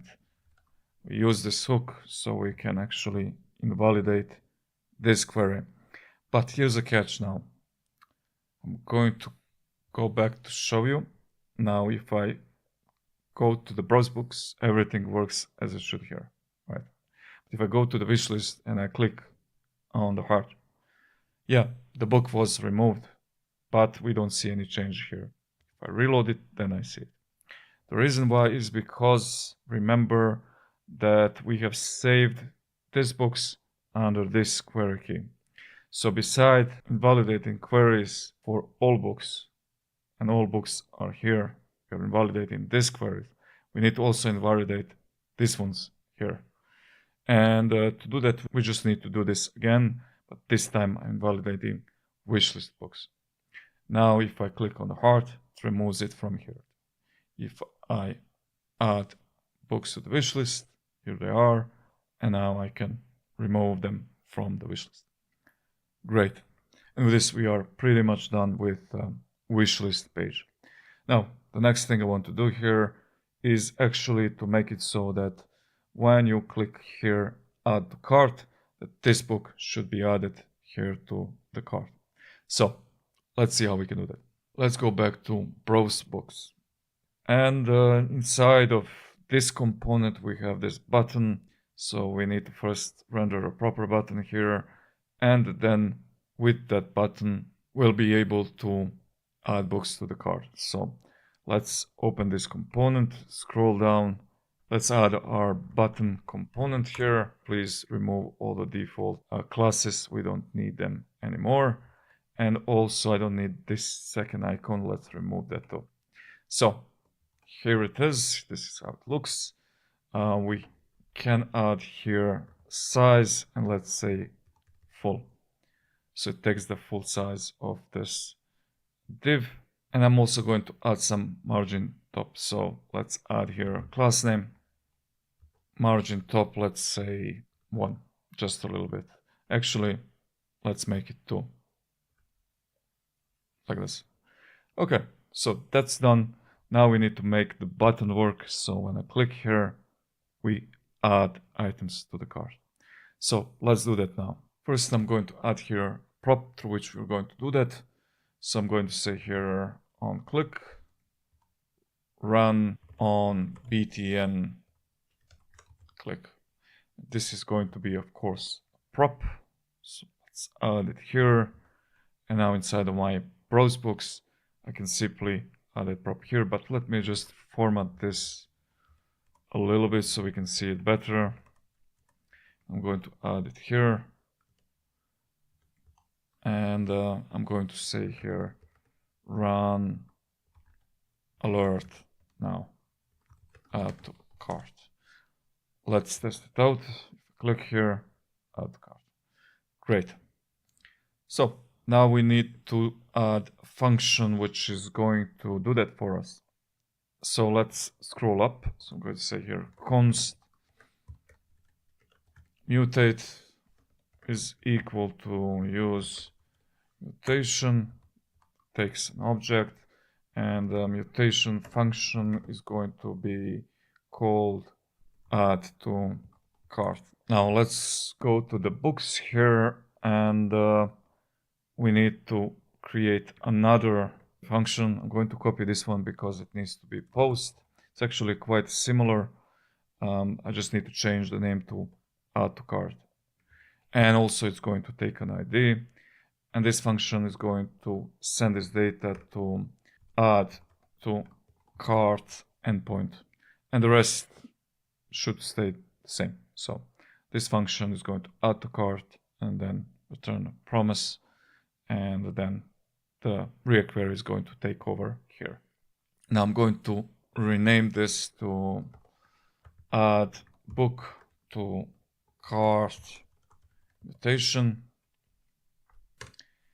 And now let's take this function and let's add it here. Obviously it needs book.id to know which book needs to be added. Also I need to import this, and then here I'm going to say on success res, and for now let's just leave it empty and then we'll do that later. So now let's see if this works. We can click on add to cart. We can see that things are changing here, but you know, here nothing is changing here basically. So we need now to show those items here. We need to go to the cart, and this cart is in the header menu. Let's open that main header, and yeah, this is where the data is. So now here we need to first load the data, right? I want to first load this cart item, so let's do that first. And obviously we're going to do that by using React query. So const data use query key, and the query key is going to be called cart items. So let's go to the globals. I'm going to add another key here. I'm going to call it cart items, like this. And now we can import that here. So underscore global query keys cart items. Great. Now we need a query function here, and I'm going to call this function get cart items. Now let's take it and let's define it here. And this is simple get function, so I'm going to copy this one here, and then I'm going to give it this name, right? And we are going to get the cart items from the endpoint called get cart items. Now let's go back to the header. I need to import this here, and also I'm going to use select here res to unpack the data. So res.data.cart, and I'm going to rename the data here to cart items. Wonderful. Now we have an array of cart items here, so we can actually start by showing here a number of those cart items. So let's do that first. Cart items dot length. Now if I reload the page, notice that we have number 3 here. That's because we have just added 3 books to the cart, but now we need to show them here. So this block here should be shown only if the cart is empty. So let's fix that. Let's close this, and then I'm going to scroll a little bit down, and here we are using the portal to render all of this. So inside of it we have a shopping cart, and your cart is empty. So this block here, which says that the cart is empty, I'm going to close it because it's easier to see. And I'm going to say here, if we have cart items and length is equal to 0, we are going to render all of this, right? So now it should be hidden. It is. Now we have cart items here. I'm going to close this div, and this part should be rendered based on this data here. So I'm going to say here cart items dot map book, and I'm going to simply return this here. Now it is a good idea to make a component out of this. So I'm going to remove, let's just delete this. I already did that for you. So if you scroll to the public again, you have this card. So let's copy this file and let's go to our components, and we have this cards folder. So let's paste it here. And now I can use this component to simply render it here. Of course, we need to import it also. And because we have a map here, we need to say here key equals to book.id, and the rest of the book properties, I'm just going to spread them like this. Also, if you open this component, notice that you have this on close. That's when you click on this X here, but we're going to do that later. Now, what's important is that we can see the list of our cards here. If I reload the page, all of them are here. Now let's actually do this next. So we have onClose function. Let's go to the card. I'm going to add this prop here, and here I need to define a function which is going to remove specific card from the card. So I'm going to call it remove book from card. Now, actually in this case, I don't need to give it an ID here because I'm doing it inside of the component. When you open it, you can see that you have this prop, and that prop is going to take the ID from here. So that's why we don't have to do it here. Now let's do this mutation next. So I'm going to say here const mutate equals to use mutation, and here we're going to have a mutation function which is going to be called remove from cart. Now let's go to the books again, and I need an ID, so I'm going to copy this function, add it here, and I'm going to make sure that it has this name here. So it's going to work pretty much the same. Actually, I didn't copy it properly. Let me do that again. And the function name needs to be changed. The rest stays the same. Now, once we do this, we need to invalidate the queries. So I need to define here const query client is equal to use query client hook. Now I can take this query client and say here on success, and I'm going to say query client dot invalidate queries, and query key is going to be global query keys, and see here we have used cart items, so I'm going to call that one. Of course, make sure to import this. And now if we come back, let's reload the page. I'm going to now click on this X here, and let's see if I reload. Is it removed? No. And of course, the problem is with the endpoint. I forgot to change it to remove from cart. So this is the endpoint for removing from the cart. Let's go back and let's test it out again. I'm going to click on X, and we can see now it works fine. And the last one, when we remove it, we see this element here. Perfect. But the cart is obviously not finished, because if I come here to this page and I click add to the cart, we can see that nothing is changed here. We can see 0. There are no items. I need to reload the page so I can see them here. And we already know how to fix that, hopefully. Let's go to the browse books, and here on success we need to again validate queries, and then we need to validate cart items. So let's do that here.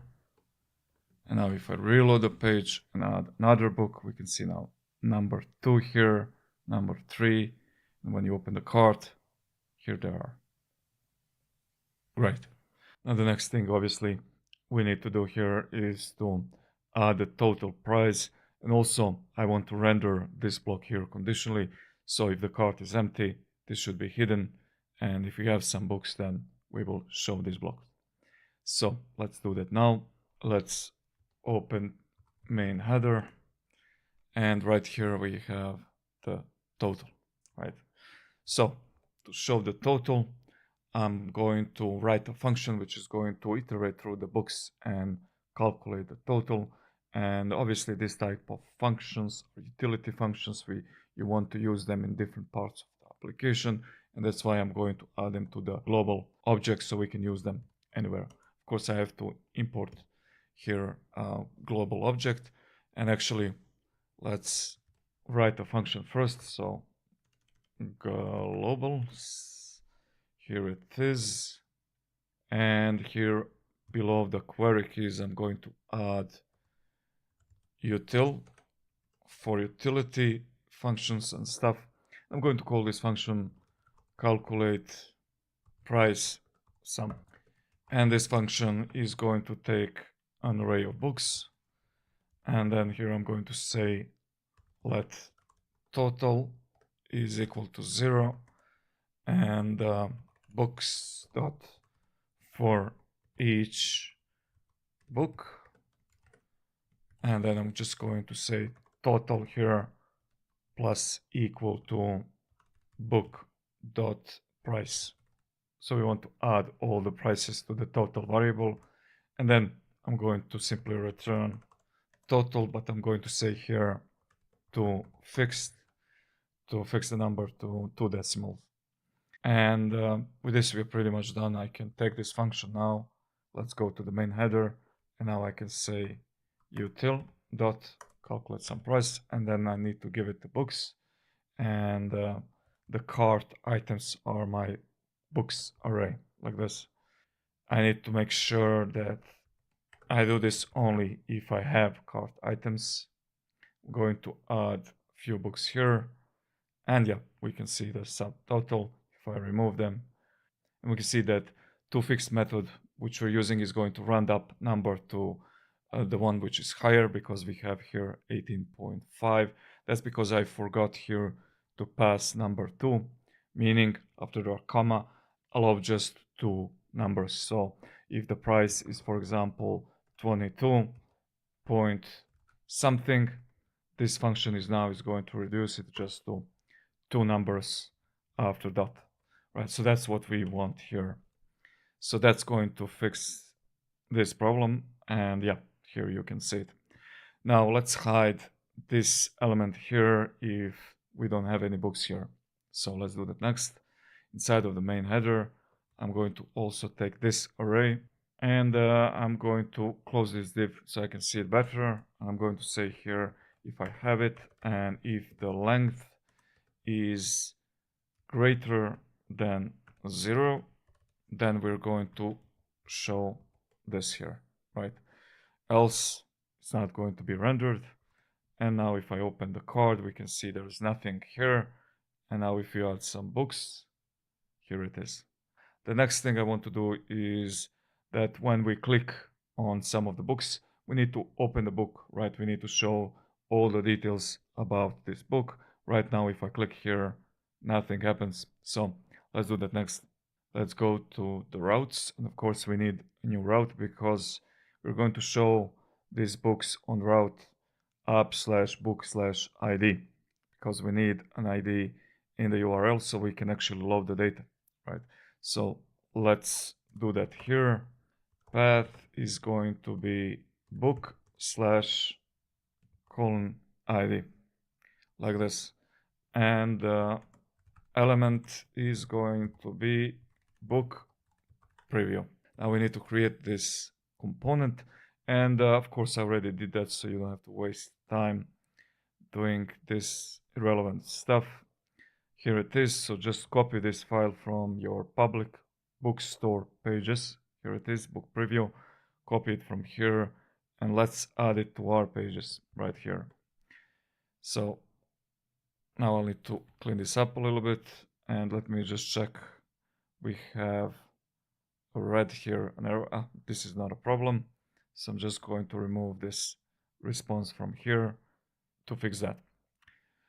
Now let's go back to the routes, and we need to import this component now. Of course, make sure to import it from the proper place. This is not proper place. This is public folder.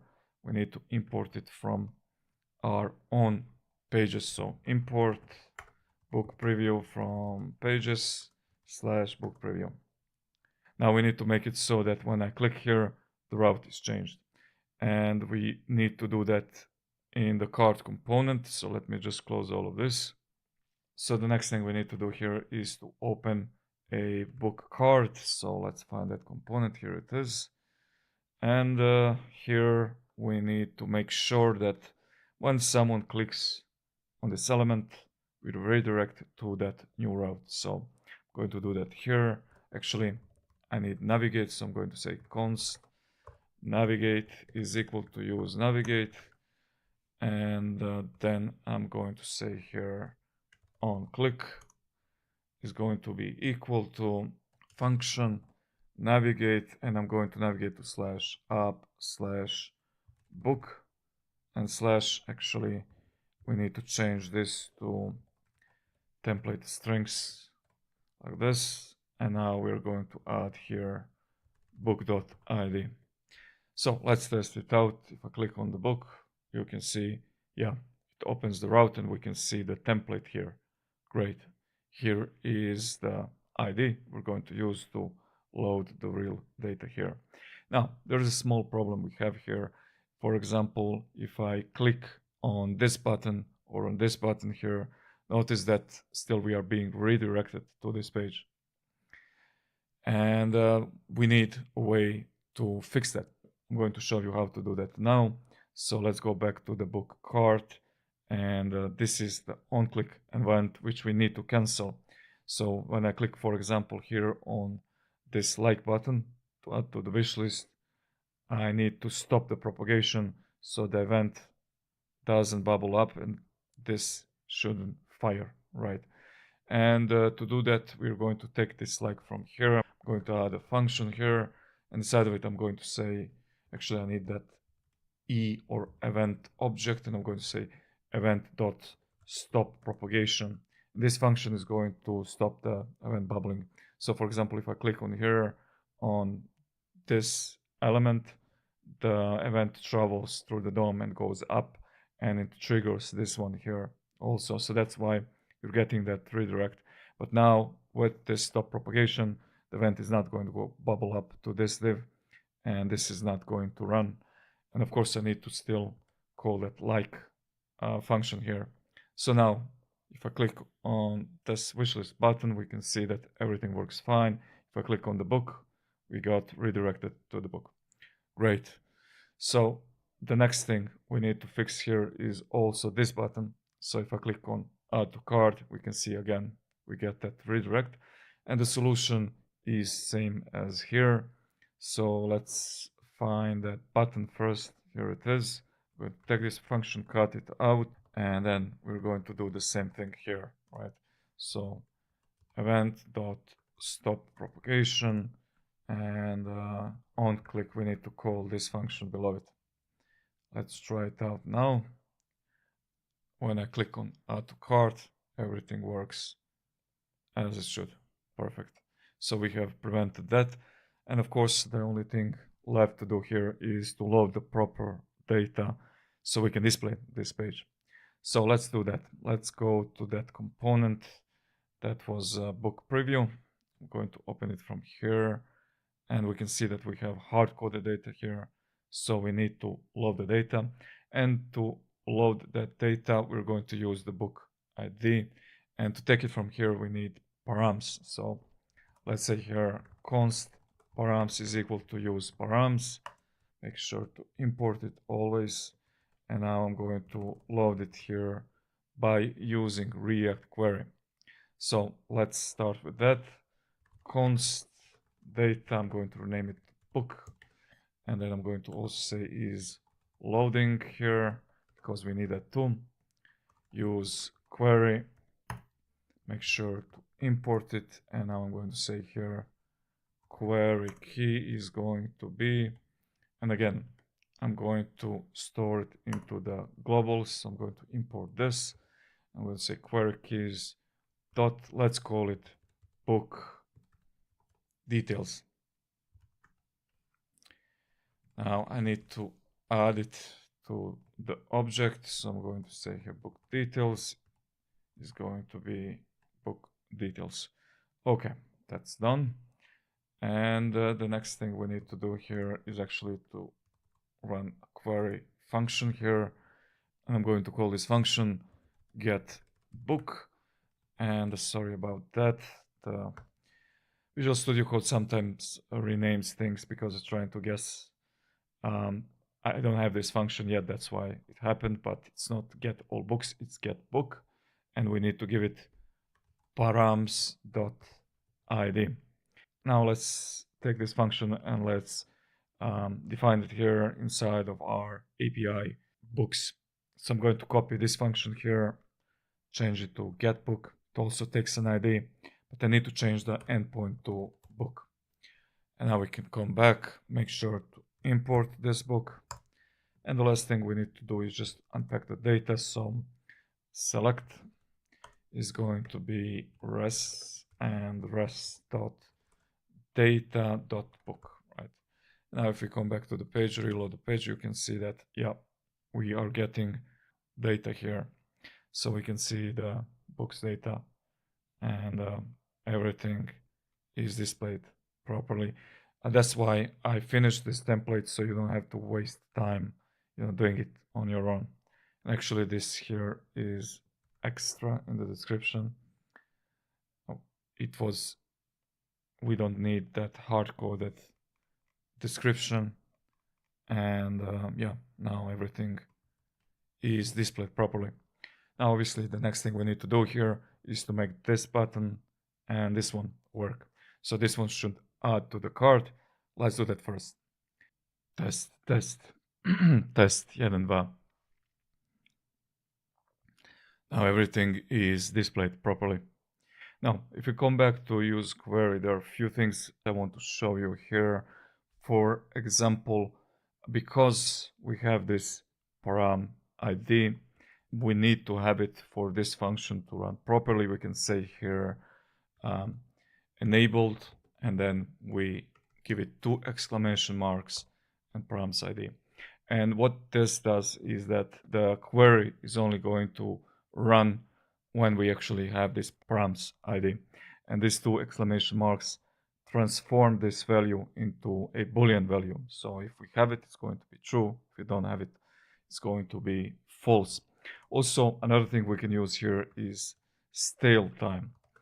And because React Query refetches the data after a certain period of time, we can define here when exactly do we want to refetch the data ourselves. For example, if I add here 1000 times 60 times 10, now the data is going to be refetched every 10 minutes. But if I know that data is not going to change on the server, I want to cache it only one time, I can just say here infinity. And now once the data comes from the server, it's going to be cached, and this query here is not going to rerun until we reload the page. So that's a little bit about React Query. Now let's scroll down. I notice that I'm not using here my animation components, so let's add it here. Animation, animate, here it is. I'm going to import it, and now I need to wrap all of this with that component like this. Now let's see if that works. Yeah, it works. So let's make these buttons work now. Let's find them here. Here they are. First, I'm going to import my own button component here. And then we need to remove all of these default classes because our button has its own classes. So let's do that here. So I'm going to remove all of this. And I'm going to remove all of this from here. Now the first button is going to be a variant, and I'm going to use the secondary variant for the button add to cart. So let's see this now. Yeah, this is how it looks. We have add to cart. We have here buy now. Actually, for buy now, I'm going to add size and I'm going to say full. So it takes the full width. Now this is going to squeeze a little bit add to cart, but it's not a problem. I want this button to be very big here. Now let's make this add to cart button work. So if we click on the button, we can see that we can pass props here to the buttons. So I can use my own click method normally here, and I can say here, for example, function alert add to cart, like this. Now if I click on the button, we can see that works. Obviously, we need to define the function here. We need a mutation. And interestingly, we already have that on this page. Right here, we are adding to the cart. So we have it here. And that means that we can basically, from here, copy this, add it here, make sure to import mutation, import add to cart, and of course we need to define the query client. So let's do that.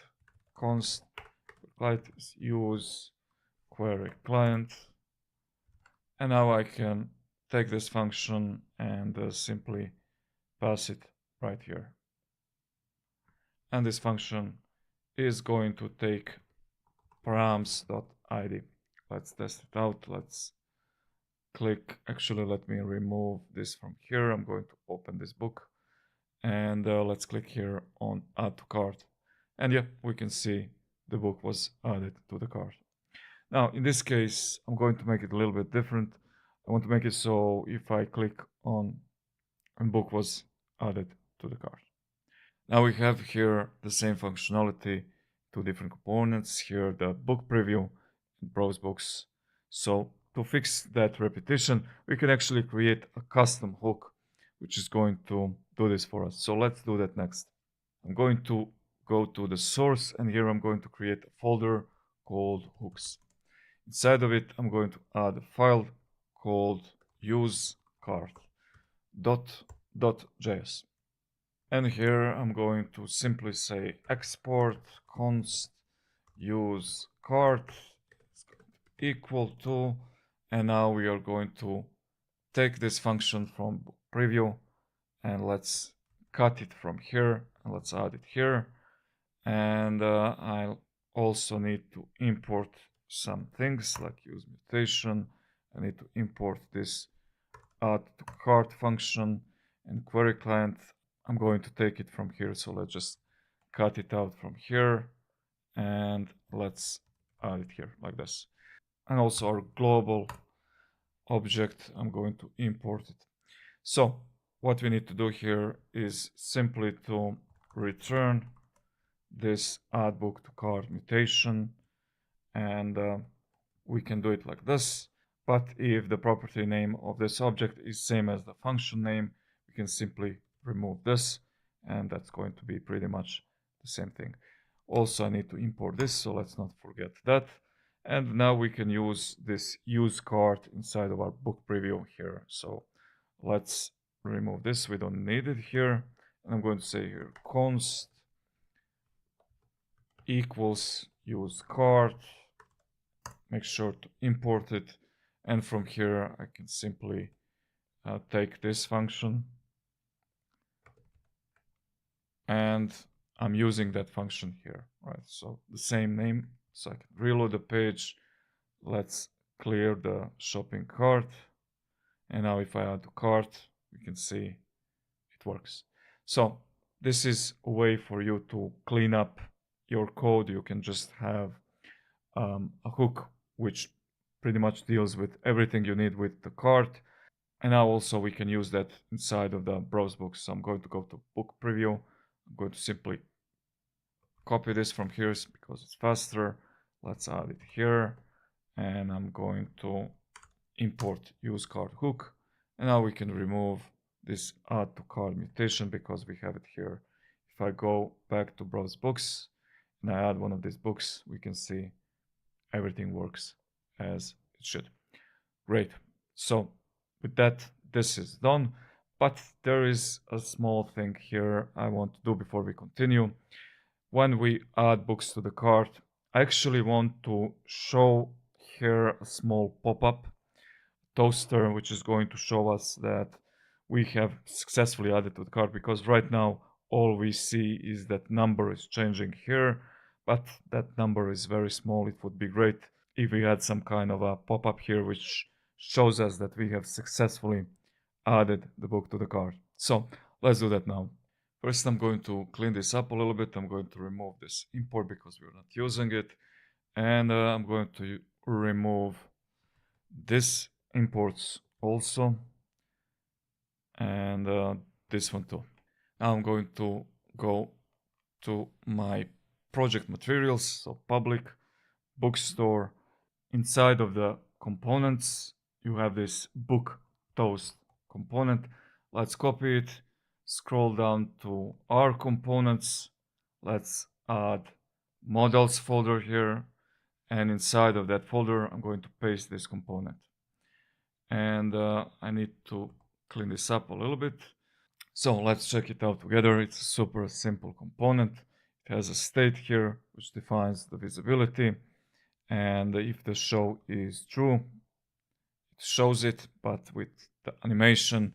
And if it's false, it hides it, but also with the animation, right? And the way it works is that you just give it the data. The moment you give it the data, it runs this function.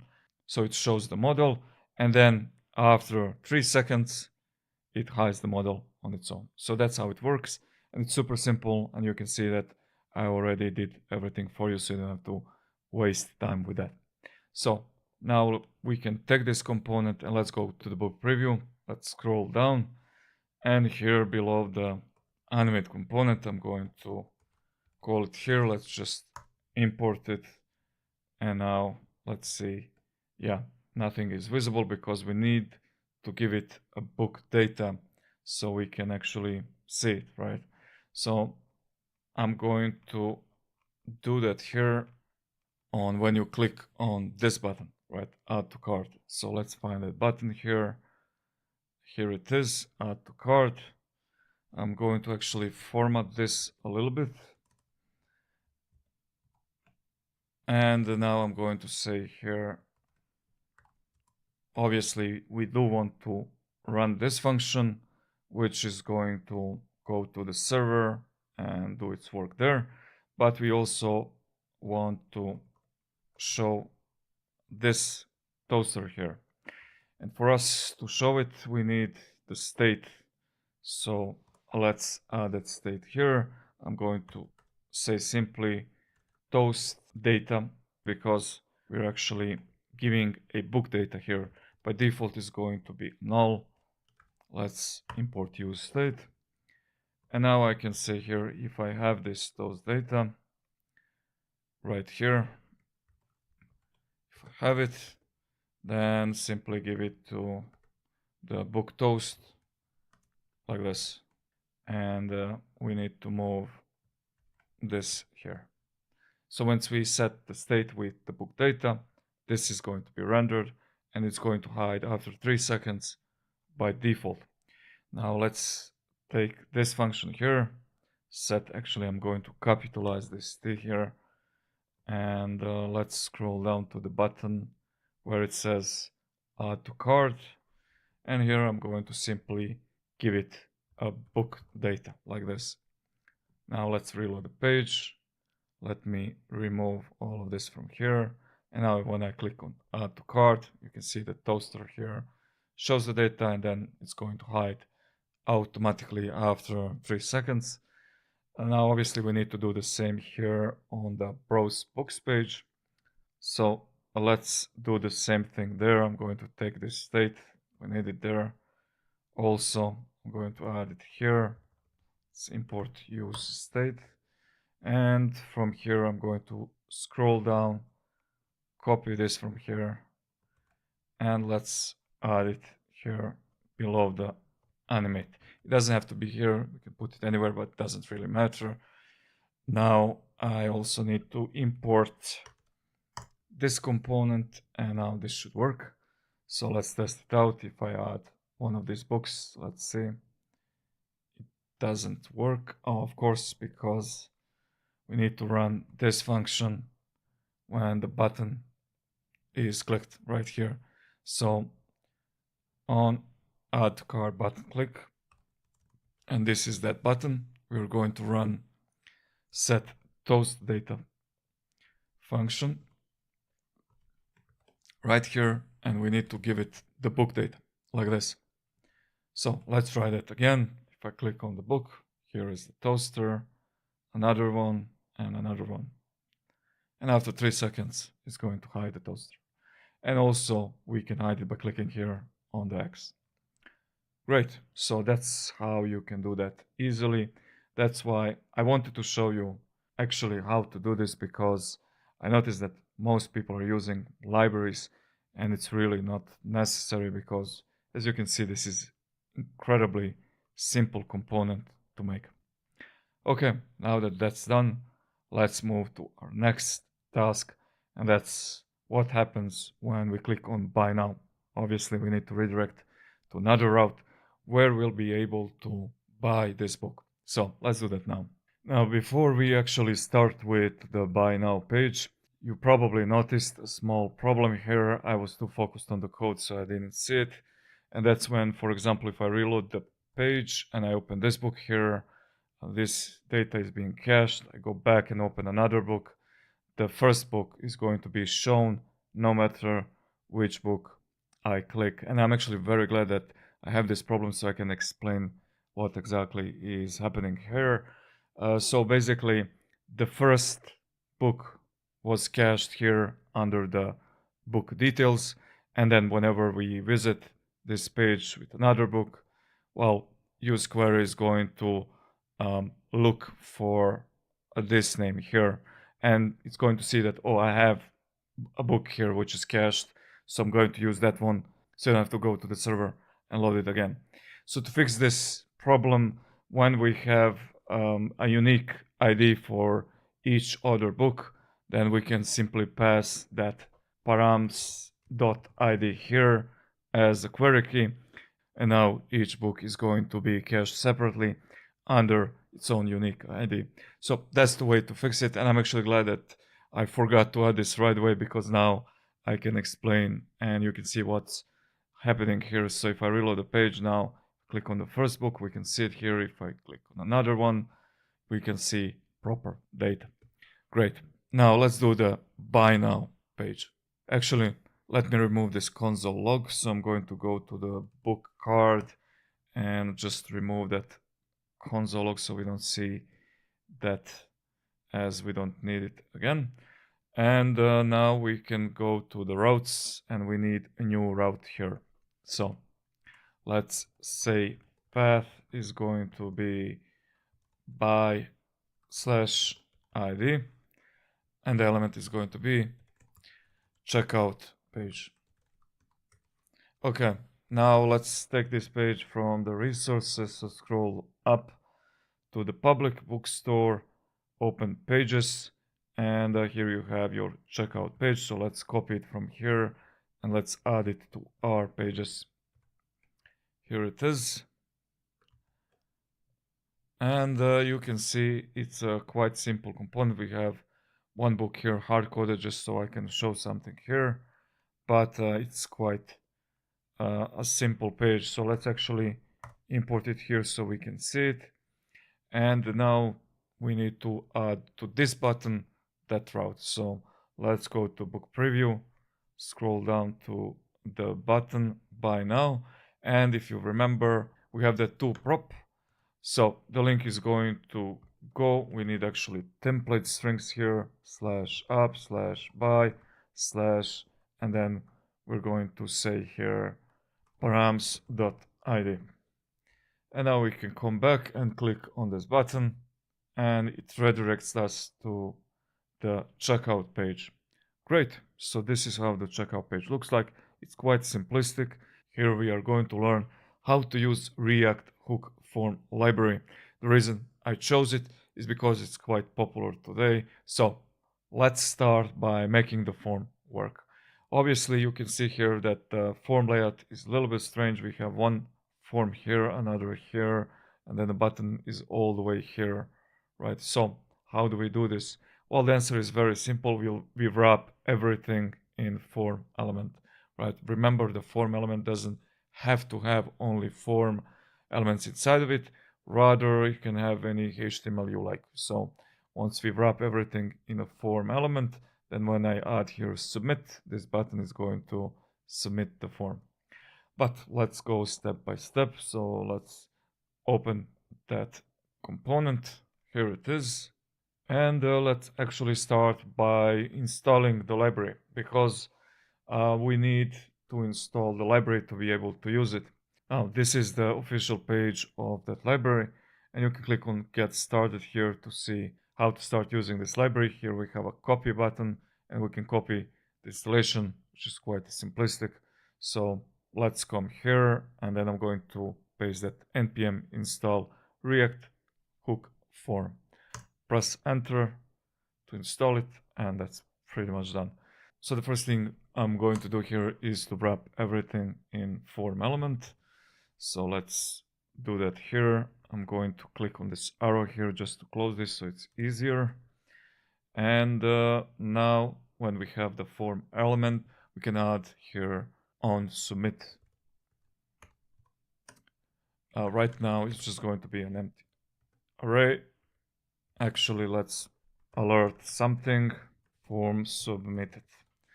And I'm also going to add here no validate, which tells the browser to not to do its own default validation, because we are going to write our own. Now let's scroll down to the button. Here it is, and we are going to use our own button here. Also make sure to import it. And here I'm going to say, first actually let's remove all of these classes. And I'm going to add a type here. I'm going to say submit. Now let's come back. We can see that the button is not full width, so we can fix that with size and then full. And now if I click on the button, you can see that the form is submitted. Great. Now obviously you have noticed that every time when I submit the form, it kind of reloads the page. That's the default behavior of the form element, but no worries, our library is going to fix all of that. So let's start now with React Hook Form. I'm going to say here const, and I'm going to use form here. Make sure to import it, and this use form hook is going to give us some things we can use with the form. So I'm going to first add here register, then handle submit, and form state, which takes an object and it holds errors and is submitting. So the state, so we can see if the form is submitting or not. Okay, now let's figure out one by one. First, I'm going to take this handle submit, and I'm going to scroll down right here. I'm going to pass it here to on submit, and then this handle submit is going to take another function which is going to run when we submit the form. So basically we are wrapping our own function which is going to run on submit. I'm going to call it handle form submit, and let's define that function here. And this function is going to give us form data. So what's great about this handle submit is that it's going to call our function, and it's going to automatically prevent all the default behaviors that we don't want. And on top of that, is going to take all the data from the form and give us that data. But for this function to be able to give us the data, we need to use this register here. So let's take the register, and now we need to scroll down to every input, and here we'll have to use that register right on the input like this. I'm going to say dot dot dot register, and now inside of the register I have to first give it a name. The first input accepts the name, so I'm going to say here name, and then after that I'm going to add an object here, and in this object we can define some additional rules for validation, but let's not do that yet. Let's test it out first. So I'm going to open the console, make sure that console is open, reload the page. Let's see, we have here problem cannot be. So the problem is that I have a form inside of the form.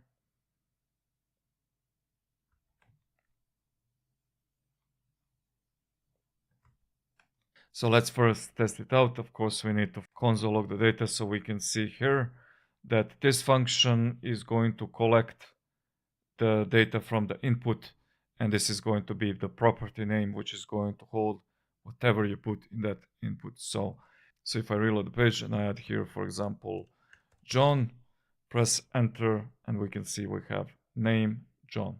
So automatically everything is collected here inside of the form data object by using this register here, and the name is going to be the property name which holds the value. So now that that's clear, let's see how we can add a little bit of validation here. After the name I can add an object, and I can add here things like, for example, min length of the name, and I can say value is going to be 2, meaning the min length is going to be 2, and the message is going to be name needs to be at least 2 characters. Now, here we have defined the rules for this name input and the error message. Now we need to declare where do we want to see that error message. And I'm going to add it right here below the input. And from this errors object, we can get that error message. So here I'm going to say errors.name, and I'm going to add here a div. And this div is going to have errors.name.message.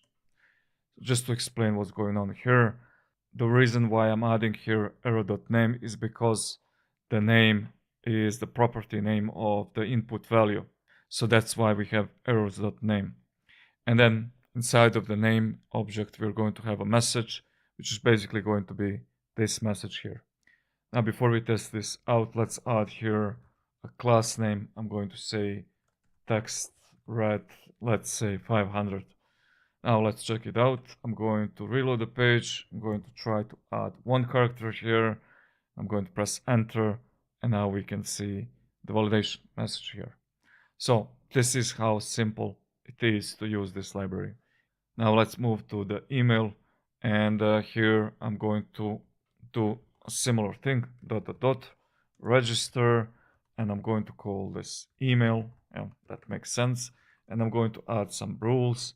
So in the case of email, I can say required, right? Email is required, so you cannot submit the form without entering an email. And then I'm going to add a message here. Email is required. Below that, I'm going to add a pattern. And we can also use pattern validation. We need to use the value here. And if you go to the bookstore and then email regex here, click on this, copy it. This is the pattern we're going to use for the email validation. And then below it, we're going to simply add the message. Email is not correct, right? Now the last thing I need to do is to add the error message. And to do that, you can simply copy this and add it below the input. And of course, now it's not name here, it's email, right? Here it is, you can see it here. It's email, so we need to change it to email. Now if I reload the page and notice what happens when I click on placeholder, we can see this required message. Here it is. This kicks in automatically, and we cannot submit the form without filling it. Now if I add here something like John and I don't finish the email, so it's not correct, I press on placeholder, we can see that email is not correct. And that's the pattern validation. We can see here is the message. So if I add here email.com, you can see that message is automatically hidden. So all of this work is done for you in the background. So this library is truly amazing. Now I'm not going to go through all the inputs. I'm going to actually let you finish all the inputs as practice. And then once you're done with that, we'll proceed to submitting the form. Now, before we submit the form, there is actually one small thing I want to do here. Notice that we have here regex, which in real life applications you want to use throughout the entirety of your application. So it's a good idea to have it somewhere in a global state. So let's go to the global. I'm going to add here const, and I'm going to say here email regex. So now that it's stored here, we can easily use it throughout the entirety of our application. So I'm going to replace that here with underscore GL. Make sure to import it. And now you can see here const.email regex like this. Now, if you scroll up, you can see actually that we are not using is submitting. So let's take care of that. Let's scroll down and add it to the button right here. And I'm going to say disabled. So the button is going to be disabled when form is submitting, but we can make it even better. I'm going to say here, if the form is submitting, I'm going to add a loader here, else I'm going to show this text. Now, I have already prepared a loader. It's called .loader. Let's go to the bookstore, actually inside of the public bookstore components.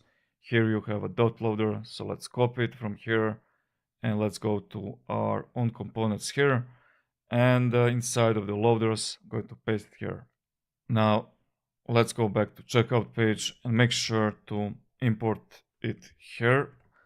Auto import doesn't work, so I'm going to scroll up and I'm going to say here import .loader from components loaders.loader. And now when I come here, it's not going to be visible. Actually, I want to show you something here. Because we are working now on the form, we need a way to fill out the form quickly, so we can just click on the button and make this work. And you can do that by using this extension. It's called Fake Filler.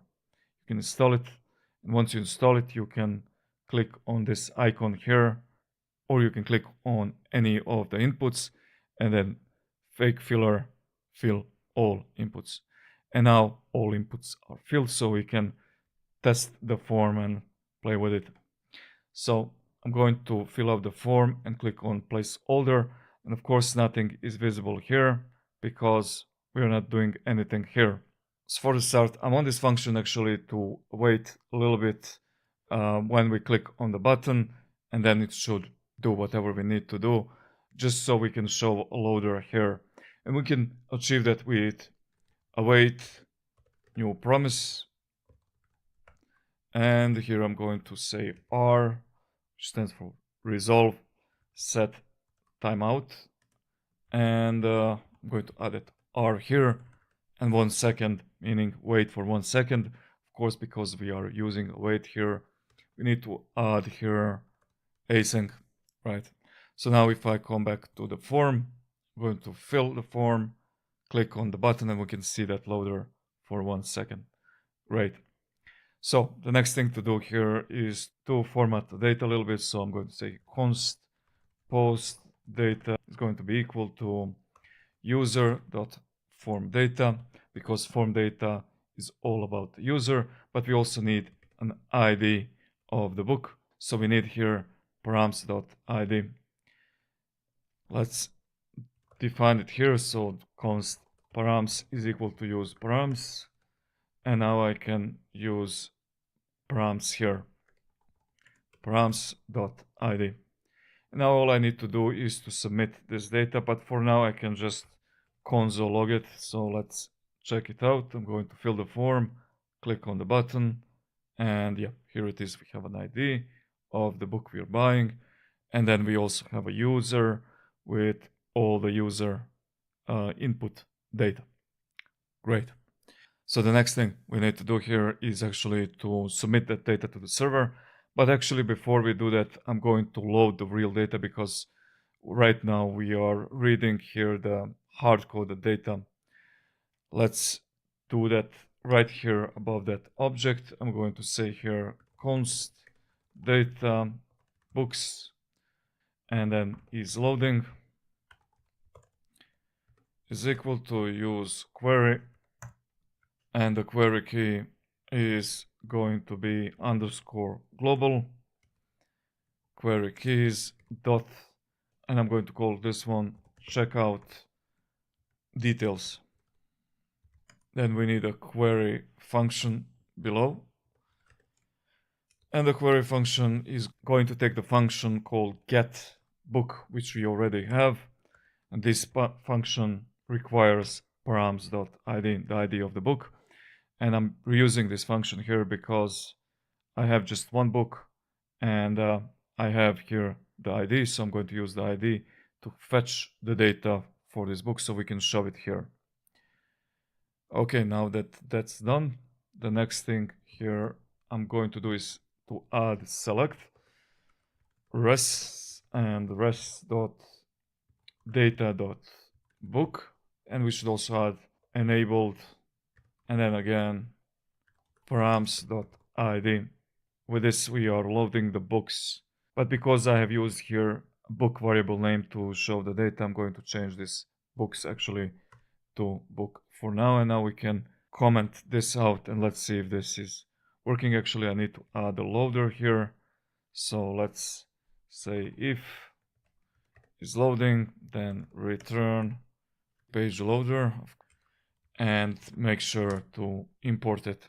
So let's check this out.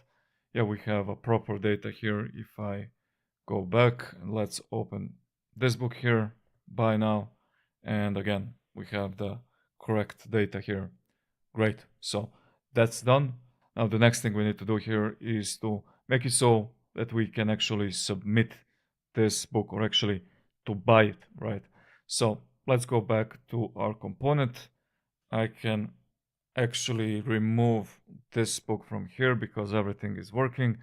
And now I'm going to add here mutation for the form submission. So const mutate, I'm going to call this function form mutation is equal to use mutation. And I'm going to say here mutation function. And this function is going to be called by book. And the function is going to accept all of this post data. So I'm going to say here data, and I need to take it from here because remember that once we call this function is going to be called here with post data. I can remove this.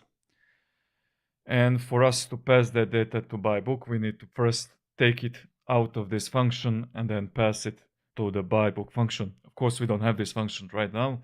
So let's go to API books.js. And here we have to define that function. So I'm going to again copy this here. I'm going to change the name.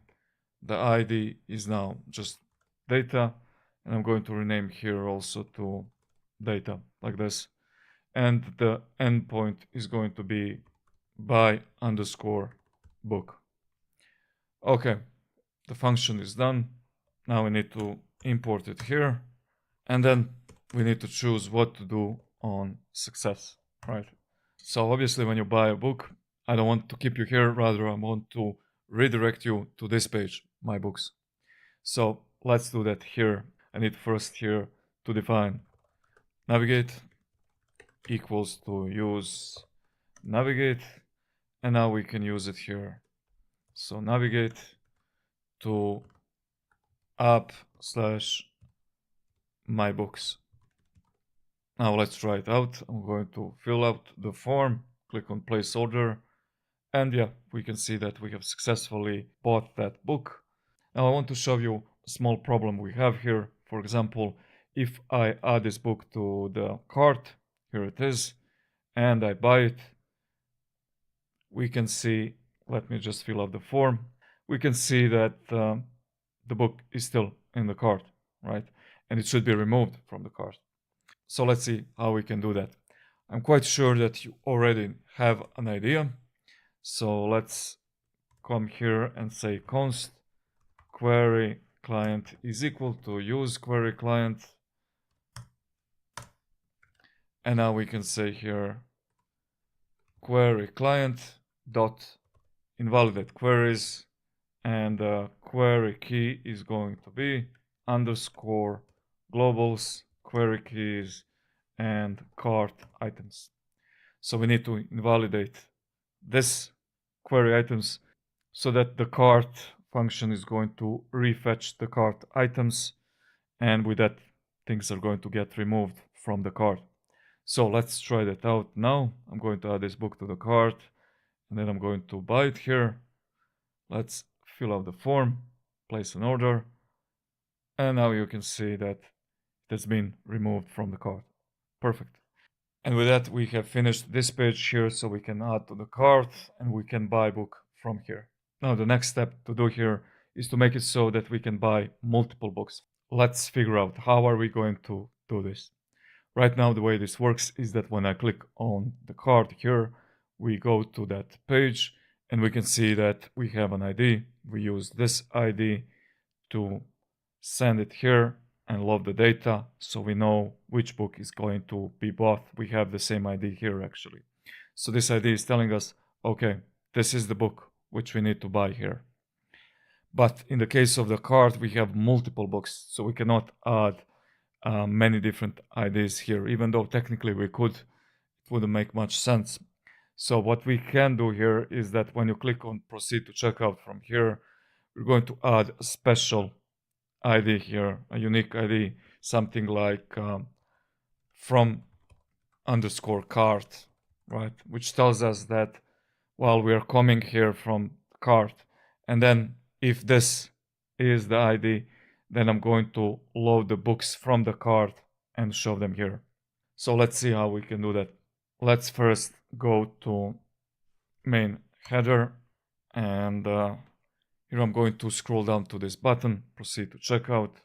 Let's change it with R button. So button, make sure to import it, and of course we're going to remove all of these classes from here. Now when I open the cart, I have my button here, and I'm going to say size is going to be full. So that's done. Now next, when I click on this button, I need to redirect to this page here, but with that unique ID, not the ID of one book, rather an ID which is going to represent books in the cart. So let's do that. Next, I'm going to add here to prop, and then I'm going to say slash app slash buy slash and then ID, which is going to be from cart. And this special ID is going to tell us here in this page that we are coming from the cart. So don't use this function. We are going to use another one to load the cart books.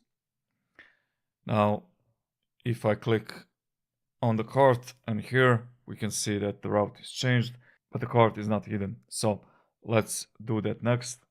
I'm going to say here on click, and I'm going to run here function called hide cart. Here it is, hide cart. We have that function inside of our use app control context. So now if I go back, let's reload the page. Actually, going to come to this page, open the cart, and click on proceed to checkout. We can see that now the cart was hidden and we are on the right page. Now all we need to do is to use this special ID to load the data. So let's do that next. Let's go to the checkout page.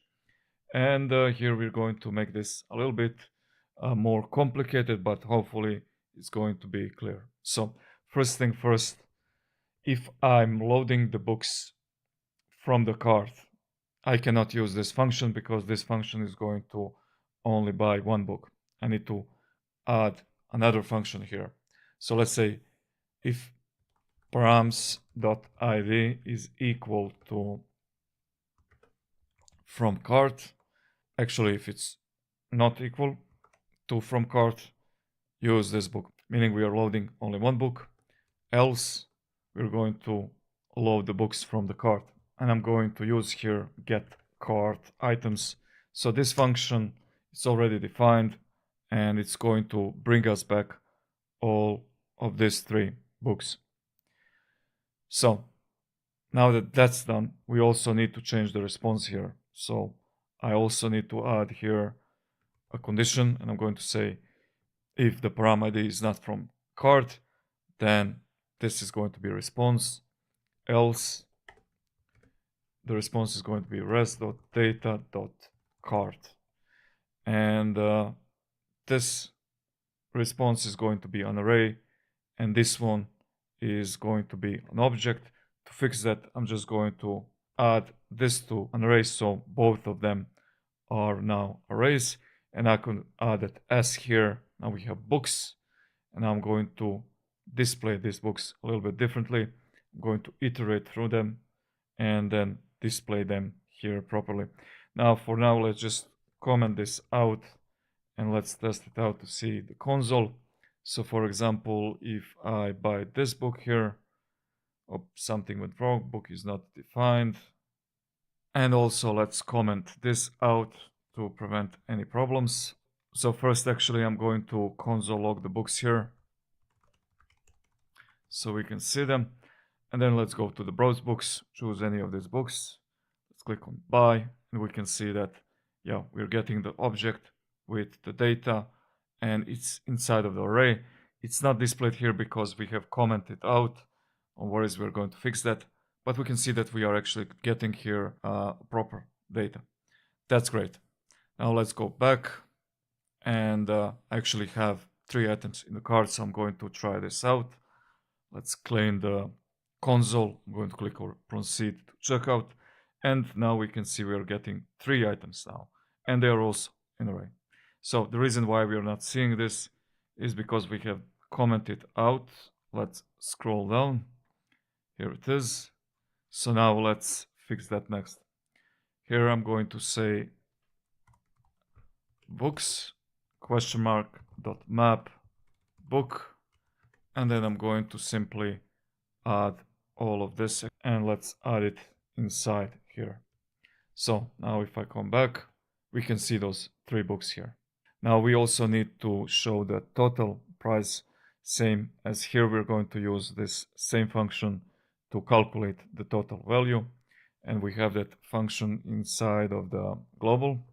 So let's uncomment this, and I'm going to say here underscore global dot util dot calculate price sum, and then we just give it books array. So we can see now this works properly, right? And if I proceed to buy these 3 books, place an order, now we can see that there are no errors. If I come back, we can see that we have successfully bought those books. So everything works now as it should. There's just one thing to do here. For example, if I click on this book here and I click on buy now, you can see that we have an error with the key. That's because we are iterating here through a map. I forgot to add a key here. So book.id. And the next thing to do here, actually, let me just remove this console log. And now that everything works fine, we can see that we can come here and we can see the information. One book, the price, the total price is correct. And also if we come back and we, for example, add these 2 books to the cart, and then I proceed to checkout. Let's see what's wrong. It looks like we have a problem here with calculate price. Books is all right. So I need to make sure here that we have books. So I'm going to say here, if we have books, then run this function. So I believe that's the problem. And yeah, we can see now this books. So I'm going to go back to the browse books just to test it out again, proceed to checkout, and yeah, everything works as it should. Now, to reset the database, you can actually click here, go to the application, local storage, click here, and then you'll see the database right here. So you can click on this icon to clear this out, just to reset the database so we have some books on this page, right? So that's how you can do that. Now let's proceed with these books. Obviously we can buy books now. Now we need to show them here. So let's see how we can do that. So the first thing we need to do here is to go to the routes. And right now, when I click on my books, we have only H2 here. So let's add this page. And the name of the page is my books. Actually, we need to copy it from the project materials. So let's go to the project materials, click on pages, and here you have my books. So just copy this component and paste it inside of your own pages here, right? Again, I need to remove this from here, and I can now come back to this page and import it here. Let's see. It looks like I have a problem here. Let me just check. All right, I'm missing this here. This is a self-closing tag, and you have to have it on every component if you don't have a closing component tag. So now I'm going to import this here. Auto import doesn't work, doesn't matter. So import my books from pages / my books. Now we can see this page here. And here we have first the presentation of the bought book. Then we have a message here, for example, if we don't have any bought book. So we are going to show this. And then we have the list of the books right here below it. So let's make this work. So I'm going to go to this component here. Let me close all of this. I don't need it. And the first thing I want to do here is actually to load the data, right? So we can show it to the user. So I'm going to say here const data my books use query, and here I'm going to say query key is going to be underscore globals query keys dot. I'm going to call this one my books. Now we don't have it on this global object yet, so let's go there and let's add it right below this one, like this. Now the next step is to add a function. So I'm going to say here query function is going to be called get my books. Now let's go to the API and we need to define this function. And I'm going to copy this one here and I'm going to just rename it. And the endpoint needs to be changed to my underscore books. So now we have a function which is going to load my books here. So now let's import that function, and then I'm going to say select res.data.book. I'm going to console log this so we can see if everything is loading properly. Let's reload the page here, and yeah, here are 2 books we have by default inside of our database. So let's add here is loading. And then like in other pages, I'm actually going to copy it from here. I'm going to add here if is loading page loader and make sure to import the page loader, right? So now if I reload the page, we can see that we are loading here everything properly. We have that top presentation, and then we have this message if we have no books, and then here's the list of the books we bought. So let's come back, and now let's deal with this. So this first section is this presentational block here, so I'm going to close it for now.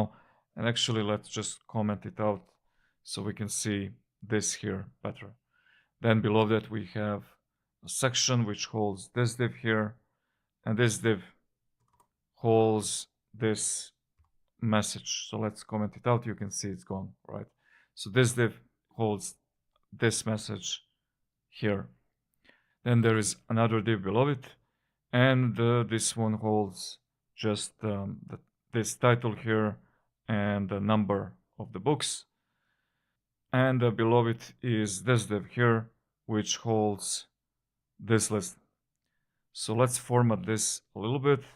I actually need to wrap these two blocks in a div. So let's do that here. I'm going to wrap that like this. And now I'm going to conditionally render this block here if there are no books, and these blocks here if we have books, right? So here I'm going to say my books question mark length is equal to 0. So if it's 0, question mark, render this, else render this block here.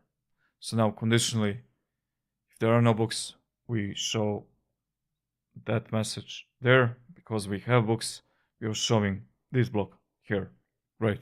Now because we do have books, I can actually show here the number of books. So I'm going to say my books dot length, or let's add 0 by default. And now I'm going to reload the page, and we can see that we have 2 books, which is correct. Now let's render these books, and this is the div which holds this element here. So let's say here my books map book, and then I'm going to simply return here this div here. So let's add it here, and then inside of this div I can say take the book data and add it here, because everything is hard-coded. Now to make this a little bit better, we're going to convert this into the component. So I'm going to copy this. Let's go to the components, and here inside of the cards I'm going to add a new component. I'm going to call it progress book card .jsx. The reason I'm calling it this way is because it shows the progress here, but you can choose any name, it doesn't really matter. So now I'm going to take all of this from here and simply paste it here.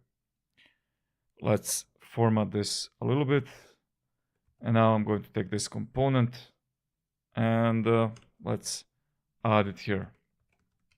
Make sure to import it, and of course we need to add a key right away, book.id, and I'm going to pass the book data through book prop. Now we can take that book prop here and display the data here, right? So let's just console log the book for now. Let me reload the page and see what we have here. Here is the book data. Great. So first we need the image URL. Let's add it here. I'm going to say book.image URL, and I'm going to add here the title of the book. So book.title, and we also have the title right here, and then here we have the author, and here let's see, is there progress? Yes, it is. So to display the progress here, I'm going to say width is going to be book.progress. Let's see if it works. Yeah, we can see that progress is now different on these books. And of course I'm going to need some margin bottom. So let's add it here, margin bottom. let's say 4. Okay, and that's pretty much it. So now we are displaying these books properly, and now we need to deal with this drop-down menu. I'm going to show you here the easiest and the best way how to deal with drop-down menu, because when I click here, we show it, but then when we click somewhere else, it needs to hide. So let's do that now. To control that drop-down menu, we need state here. So I'm going to use state here. I'm going to say is menu visible, and by default is going to be false. Make sure to import use state here. So now let's take this is menu visible, scroll down, and right below this button here, this div, this is the menu, right? So I'm going to say here, if this is true, render this conditionally. So right now, if we come back, you can see that it's not visible anymore. Now, when I click on this button, obviously I want to show it. So let's take this function, scroll down to this button here, and I'm going to say here, on click, I'm going to call this function, and I'm going to say here, true, to show it. So now if I click on the button, here it is. Here is the menu. If I click on this one, we see this menu. Now, the next thing we need to do is that when we click somewhere outside of this menu, it should be hidden, right? So let's do that next. The trick here is that whenever I click on the button to show the menu, I need to add an event to the document, which is going to listen for click on entire document. And then when I click anywhere else, then we're going to simply call that function to hide this. So let's see how we can do that. Let's come here and add that event on the HTML document. So I'm going to use here use effect, and make sure to import it. And here I'm going to say const handle click outside. This function is going to take an event, and here I'm going to, for now, just say alert clicked outside.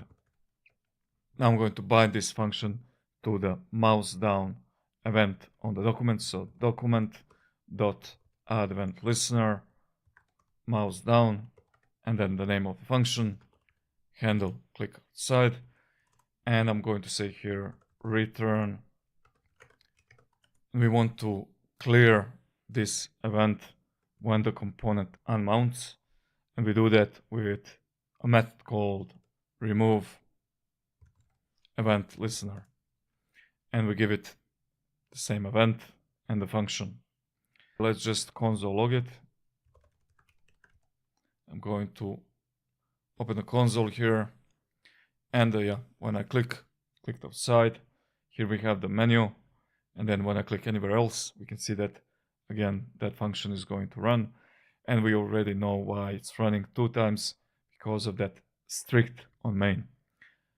Okay, so the only thing I need to do now is basically to hide this menu. I can run this function here, and now let's test it out. If I click on the button, we can see the menu. If I click anywhere else, it hides the menu, right? So it's really that simple to do. Actually, we don't need this event here at all. And with this, we have finished our book list. Now let's continue with this page, because I want to show that other block which we have commented out when you buy a book. So let's comment this. When I buy a book and I get redirected here, I want to show this block only for the first time when you come here. After that, it's going to be hidden. And for us to achieve that, we'll need to play a little bit with URL. So if I come here, for example, I want to buy this book, and I buy it. Right now, the book is shown here as the last element, but I want to show it here in this presentational block. But it should only be shown when we have just bought the book. It should not be shown when I just navigate through the menu and I come here through the menu. So to achieve that, we're going to use conditional routes. Let's go to the routes now. Scroll to the My Books. This is the page here. And I'm going to add here slash, and I'm going to add a new variable. I'm going to call it new because it's a new book, so it makes sense in the context. And I'm going to add a question mark, which means it's optional, right? So colon makes it a variable, so we can use params to get this value from the URL, and the question mark after it makes it optional. So now when we go to the checkout page right here, and when we click on the button to buy the books right here, we are going to redirect to a new route called slash, and then I'm going to just say new underscore book. And this is optional route here. So if I add it, notice that if I add it here, nothing changes. We are still rendering the same page. We can render it with or without this route. And we will render it with new book when we buy a book, when we come from this page, the checkout page. So we can show this block. So now let's go to My Books, and I'm going to first say here const params is equal to use params, because we need to use that new param. And now I'm going to scroll down to this block. Here it is. And I'm going to say here if params.new, that's the name we gave it right here. You can see new.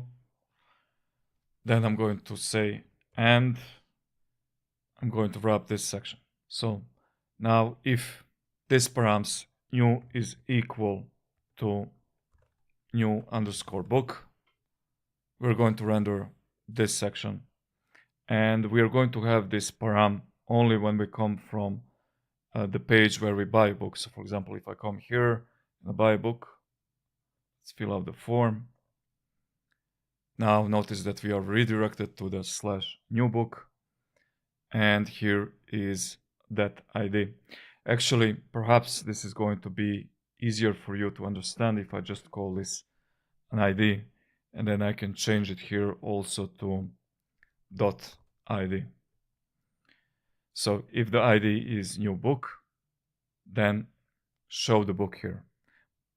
Now, even though this works fine, remember that sometimes we will purchase one book, sometimes we will purchase multiple books, right? And if I purchase multiple books, I want the last purchased book to be here. So in that case, let's say I buy 3 books, the last one should be displayed here, and the rest of them below.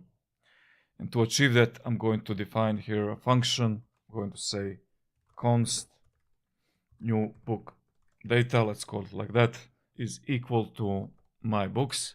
And because it's always going to be an array, I'm going to take the first item from that array, which is going to be the last book we bought. So I can take this data now, this object, and then simply show it right here. So let's start with image, new book data dot image underscore URL, that's the name. And then we have here new book data dot title, and I'm going to show the title here. And then here we have the author. And yeah, that's pretty much it. Let's test it out. I'm going to reload the page. And yes, because this is asynchronous, we need to say here, if this exists, then take the first, like this. Let's reload the page, and now let's test this out. I'm going to buy a new book. And let's fill out the form. And yeah, here it is. Here is the data from that last book bought. Now if I go back and let's buy through the cart, I'm going to buy 2 books at once. So let's click here, fill out the data, place an order. And yeah, the last book is shown here. Now the next thing we need to do here is to make this menu work. So if I click on the details, we should see the details of the book, and we should be able also to remove the book. So let's see how we can do that. Now, to show the book, we could create a new route and then load the data and show all the details about the book. But if you recall, we already did that. So if we go back to Browse Books and we open any of those books, you'll see that we have this page here and we can see all the details about the book. So we could actually reuse this page and we could use conditional routes to hide this block here, because we already bought the book, right? I bought this book. If I want to view it, I shouldn't be able to see this block here. So let's see how we can do that. Let's go to the routes and scroll down to book/ID. I'm going to add here slash, and I'm going to add another variable. Let's call it details. I'm going to add a question mark here because I want to make this optional, right? So we should be able to open this route when we come from here. Here we have just book and ID. And then also when we come from here, right, when I click on details, I'll have also book/ID/ and then we can add something like details or whatever. And you can see now that that page is being rendered. Now all we need to do is to hide this block. One thing I want to explain here is that even though the variable name is details, or actually URL param, I like to call it a variable just to make it easier for you to understand. The value, this is the value here, and the value is also details, but it can be anything else. So let's open this book preview and scroll down to that block. Here it is, pricing and checkout. And then I'm going to render all of this conditionally. So I'm going to say params dot details. And remember, I can do this because I have details here. So now I'm going to say and render this. And of course, I need to add here an exclamation mark, meaning if the details is not present in the params, then render this block. So now the last thing we need to do is that when I click on details here, it takes me to that URL. And now we can go to that page, and that's my book/ID. And all we need to do is to find that button. So we have one here. This is the block when we buy a book. Now it's hidden, but I'm going to come back here, going to buy this book just so we can see it. And here is that button. So let's make it work. I'm going to add here my button and import it. And then I'm going to add here a prop called to. And this prop is going to take us to /app/book/ID of the book, right? And then /details, like this. And here we need the ID of the book. And we have that inside of this object. So new book data dot ID, like this. So let's test it out. First, actually, let me change the variant here. I'm going to make it, let's see what we have here, secondary, yeah, like this. So when I click on this button, we can see that now we are redirected to that /book/ID, but we have this /details at the end, and this is what hides this price block, and we can view the book details here. Perfect. So that's done. Now we need also to make this link work. So let's scroll down. Actually, I'm going to copy this here, and let's scroll down to that button, and it's inside of this component. So I'm going to open it. Const navigate is equal to use navigate. And now let's scroll down, and you can see we already have this on click on this button. So I'm going to add here navigate to, and let's actually copy it from here. I'm going to copy this and simply add it here, like this. And of course we need to change this to book.id. Now let's test it out. If we click here and click on the details, notice that nothing is happening. And the problem is because we have that conflict with the event. If you scroll up, you will see this is what's happening. So basically, this we have the event listener on the entire document, and this document makes this block invisible. Actually, doesn't make it invisible. It removes it from the DOM. You can see it here. So when we click here, because that event occurs before this one, this block is removed from the DOM, and this doesn't work. So I'll show you now how to fix that.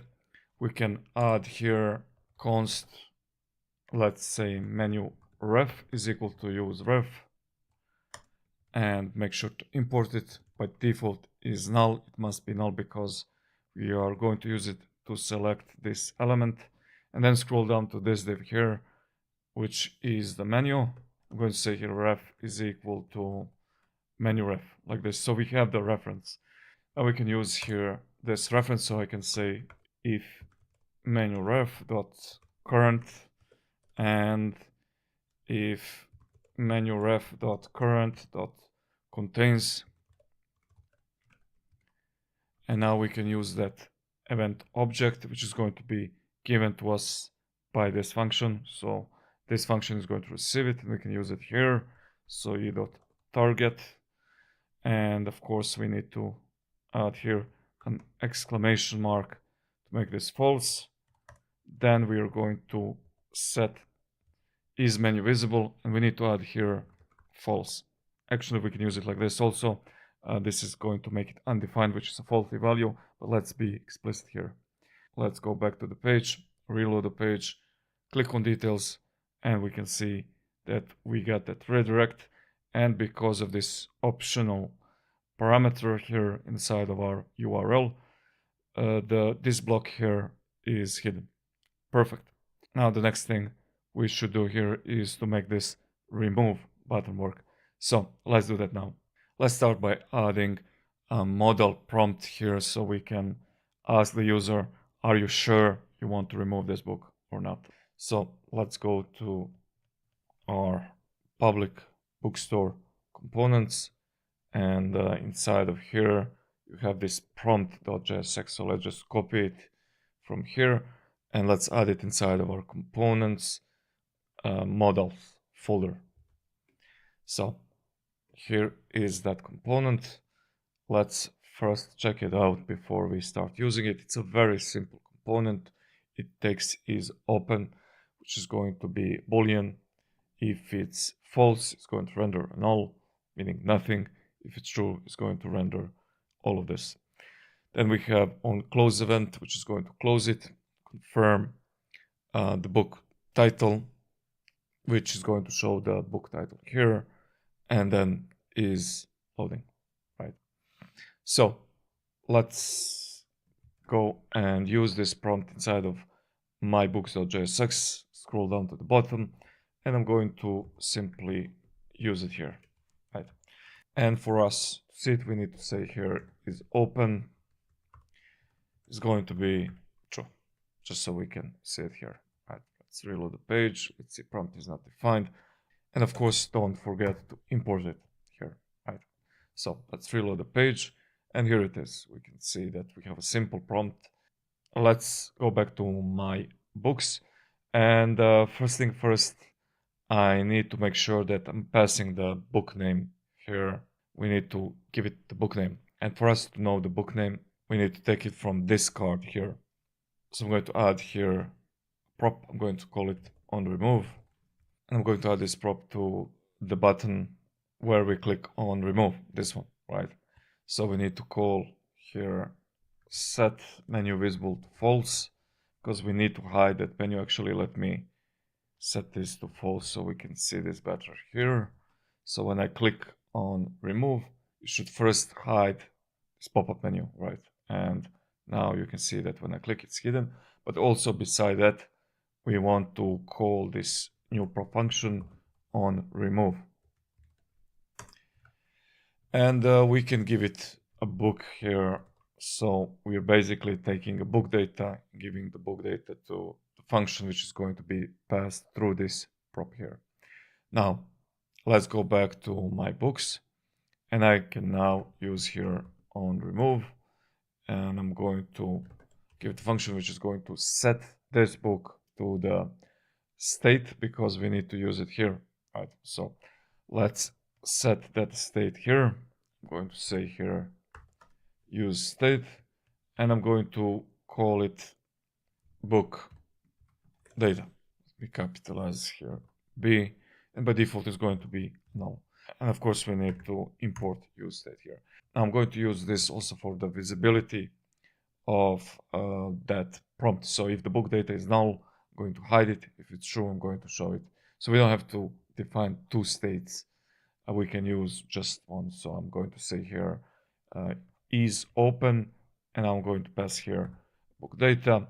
And of course, is open expects Boolean, so I can convert this to Boolean by adding two exclamation marks.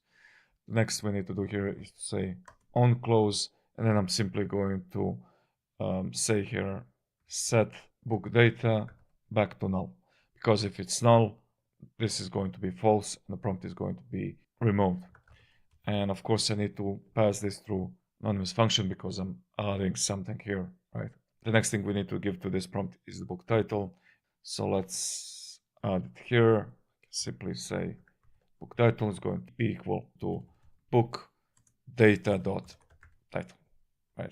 Now let's test it out. I'm going to reload the page, and it says that it's going to be null. So I can add a question mark here and say, you know what, if the subject exists, then give the title to the book title prop, because I know that I'm going to have a title here. And now that's fixed. So now if I click here on remove, we can see that title is added here. Okay, so the last thing we need to do here is to add that on confirm prop. And here I want to do two things. But for now, let's just hide the model, right? Right here for now, we are just hiding the model, but let's actually write that function or the mutation which is going to remove the book from the server. So let's add it here. I'm going to say const mutate. I'm going to call this function remove book mutation. Is going to be equal to use mutation. Make sure to import it, and then mutation function is going to be called remove book. And of course, it's going to take a book. I'm going to just say here book data, because we already have it, right? When we click on delete, we store the book data here. So now we can use it here also. And then I'm going to also add on success. And I'm going to do some things here, but let's leave that for later. Now we need to define this function. Actually, I need to remove this mutation from here. So it's going to be called just remove book. Let's go to the API, and I'm going to copy one of these functions. I'm going to use this one. Let's change it to remove book. It's going to accept book. And now I'm going to simply spread book data like this. The reason why I'm doing it like this is because the backend expects it like this. So it's just a little bit variety here. And the last thing we need to do here is to add the correct endpoint, and the name of the endpoint is removed from my books. Okay, now that that's done, let's go back, and now we can actually import that function here. Now I can use this mutation right here. Let's scroll down. Here I'm going to add remove book mutation on confirm, right? Now if I come here, reload the page, there are no errors, great. Now I'm going to click on remove, and now let's confirm. And let's reload the page to see if the book was removed. No, it wasn't. So let's check out where the problem is. The correct endpoint is removed from my books, so I forgot to add s here. Now let's try that again. I'm going to click on remove, confirm, let's reload the page, and yeah, that book was removed. Now obviously we already know what to do next. We have to invalidate the queries, so React query can refetch the latest data. So let's do that now. I'm going to add here const query client is equal to use query client. Make sure to import this function, and then I'm going to say here query client dot invalidate queries, and I'm going to add here a query key, and then from global I'm going to say query keys dot and my underscore books, like this. So now let's try that again. I'm going to come back to my books. I'm going to delete this one, and now we can see the books are being removed from here, or to be more correct, the data is being refetched, so we're getting the correct data here. Now if I go back to browse books, we can see those books here. So let's try that again. Here is the book of Muhammad Ali. I'm going to remove it from here. When I go back to the browse books, we can see it. It's going to be the first book on the list. The last thing I want to do here is to add some animations because we have them on all of these pages. So let's add them here. Let's go to my books and then scroll down all the way to where we render them. And I'm going to say here, animate. Make sure to import this component, and we are simply going to wrap all of this with that component. If I reload the page, you can see that now these books are being animated. Now let's also animate the prompt. So if I click on delete, I want to animate this block here. So let's go inside of the prompt and let's scroll down to model card, close this div, and this is what I'm going to animate. So I'm going to say here again, animate, make sure to import it, and I'm going to wrap this div with this component. Now let's try that out. I'm going to click on delete, and you can see that this is nicely animated now when we open it. Great. With that, we have successfully finished this page. Congratulations. Now let's move to the dashboard. We're going to start with the dashboard here inside of the routes.js. Of course, we need to render the proper page here.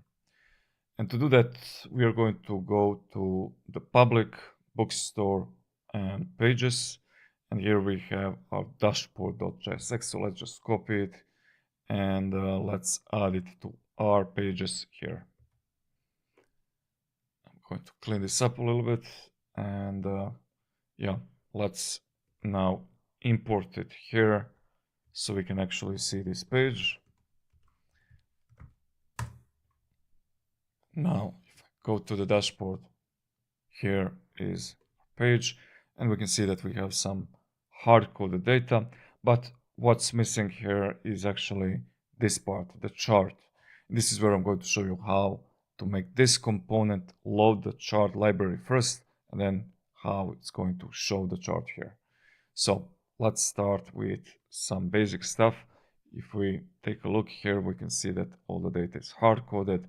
We're not going to waste time adding the right data. It's really not that relevant. But what I want to teach you here is actually how to make a specific component load the library and then use it inside of it.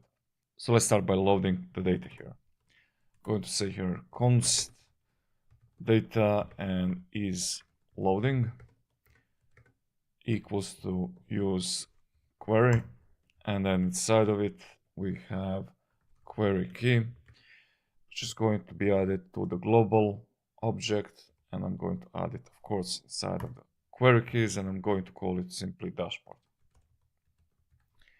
Now let's open this global object and let's add it right here.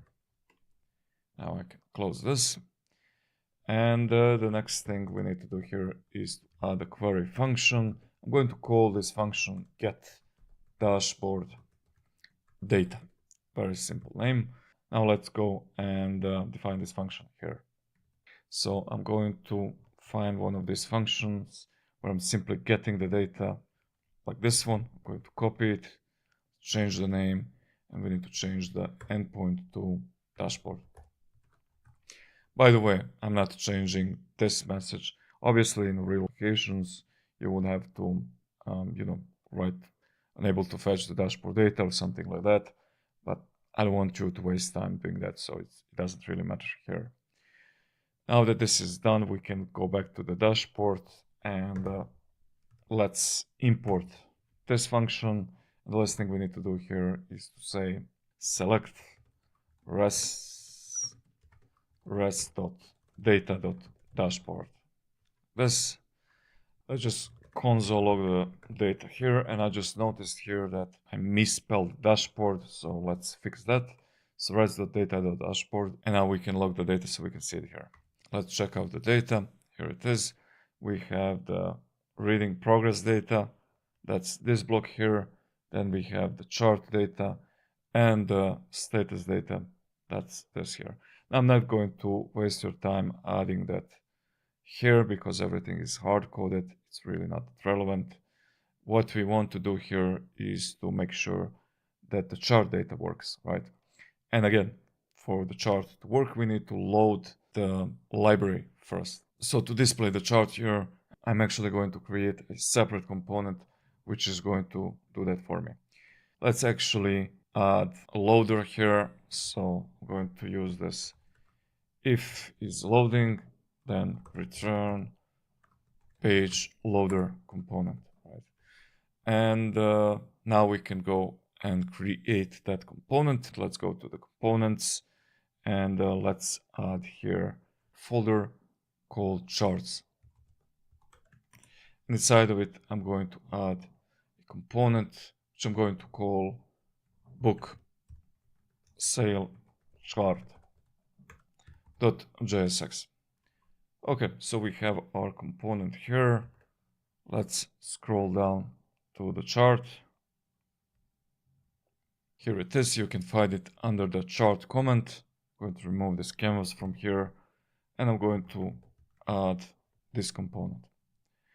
Of course, we need to make sure to import it, and now we can see it here. Here it is. So the next step we need to do here is actually to make this component load the chart, right? So let's start with some basic stuff. First, I want to make sure that I have a canvas here because we need it to show the chart. So let's add canvas, and I'm going to need a ref on this canvas so I can select it. So I'm going to say here ref is going to be, and I'm going to call this reference canvas ref. Very simple. Let's create it ref here. So const canvas ref is going to equal to use ref.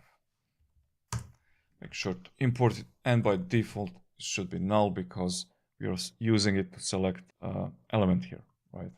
Let me format this a little bit. And the next thing I'm going to do here is actually to load the library and then to add it to the DOM. So let's do that inside of the use effect. I'm going to say here if, actually let me import use effect first. We need to do that. And I'm going to say if window.chart. When the chart is loaded, the window object is going to have this chart added to it, right? So if it doesn't exist, the script was not loaded. That's why I'm adding this here. And then I'm going to create a script element. So I'm going to say here const script is equal to document dot create element. And the element name is script, like this. So now I'm going to say script dot source is going to be equal to, and this is where you're going to add the CDN of that library. So if you go to the public bookstore, you'll actually have here trial.js, and from here you can copy this link. So let's add it here. Okay, the next thing I'm going to add here is to say script dot async is going to be true because we are loading the data asynchronously. Then I'm going to say script on load is going to be equal to function, and I'm going to add here a loader. Of course, I need to add the state first so we can show something while the script is loading. I'm going to say here is lib loaded, lib standing for library. By default is going to be exclamation mark, exclamation mark. Then I'm going to use this window.chart to check if this library was loaded or not. So I can use this now, set isLib loaded to true. And of course we need to also import use state here. Okay. Now the last thing I need to do here is to say document.body.append child, and I simply pass here this script element like this. So now if I reload the page, let's inspect elements and scroll down all the way down to the bottom, and here you'll find that script. Here it is, and you can see that it has been added successfully to the document, and that means that it was loaded. If I go to the console, I'm going to add here window.chart, and if I press enter, you can see we have successfully added this library to our application. And now that library is loaded, we can actually show this chart here. To do that, I'm going to add here another use effect. And here I'm going to pass isLib loaded. And I'm going to also pass here config. Now the config is simply going to hold the configuration or the data for this chart, and that data is going to be passed here. So the config is the prop, which is going to accept the data for the chart. If I reload the page, actually I'm not console logging the data anymore, but that chart data is stored here. We are getting it from the server. So now let's say here if is lib loaded and canvas ref.current, have it. Then I'm going to say const x is equal to canvas ref.current dot get context to the. So what we're doing here with this method is that we are saying to the canvas, give me the 2D drawing API for this specific canvas, right? And the next thing we need to do here is actually to have, I want to have an instance into which I'm going to create a canvas, but also destroy it. So let's create that instance.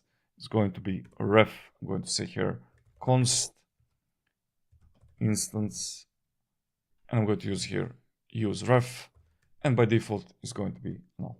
So now I can take this instance and I can say here if cart instance.current, then cart instance.current.destroy. Now this line is going to check if the instance exists. You want to destroy it first before you create a new one, right? And then we create a new one. I'm going to do that here. So chart instance.current is going to be equal to new window.chart, and this chart accepts two arguments.